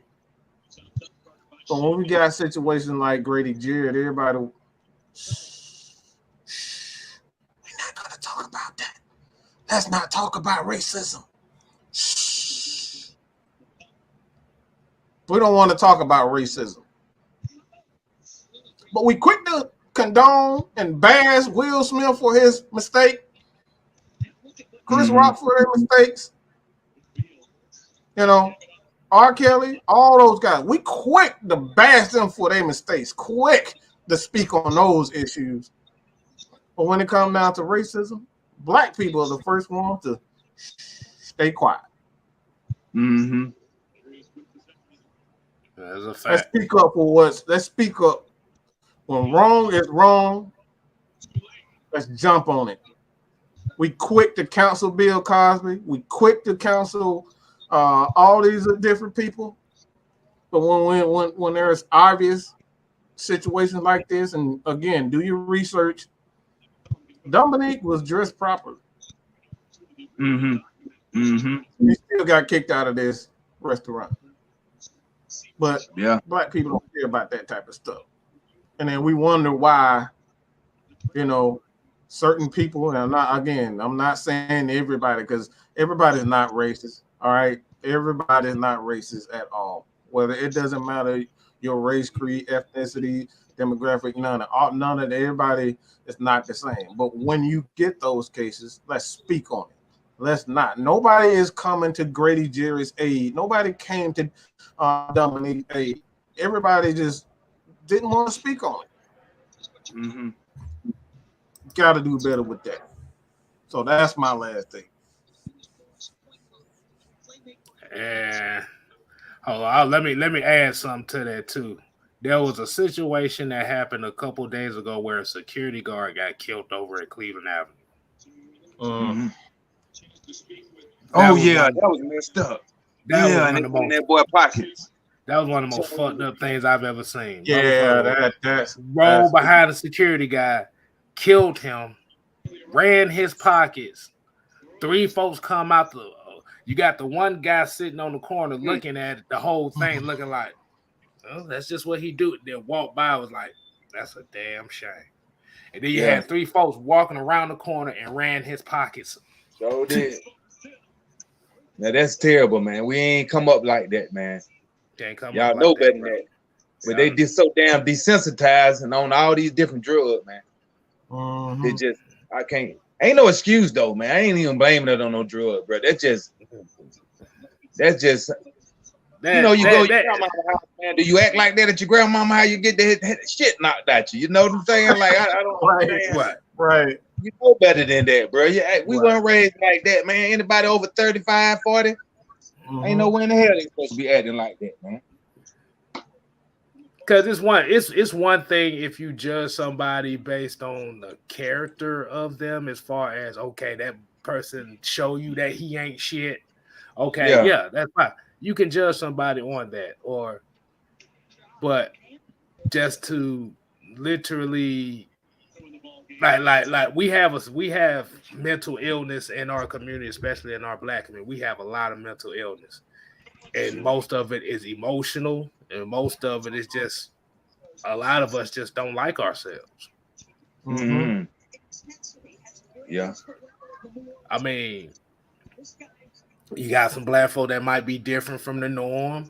You got some that might be running down this crowd.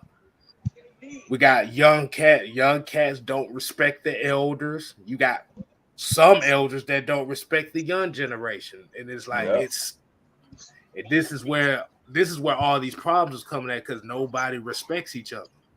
Mm-hmm. Yeah. Somebody always says something like this, and this is for us as Black folks. We will respect our bosses at our jobs, but would not show that same respect to our brother. True. Mm-hmm. Something to think about, people. Something to think about. But we're going to go ahead and end it on that. Like I told you, man, we can go way deeper than just this Atlanta Falcons stuff. Really, because this is up my alley right here.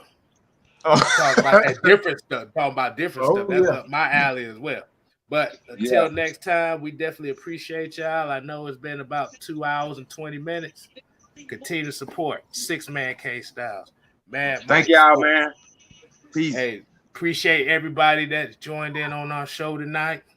Damon, appreciate you, man. Appreciate Mello, Jamarius, Alex, Los Falcons. We appreciate everybody, man, because at the end of the day, without these people, without y'all watching, without these people coming on talking with us, always, we ain't got nothing. So until next time, we ain't here to play. We here to stay. Mm-hmm. You ain't got to go home. You gotta get the hell up out of here. The easy. Deuces.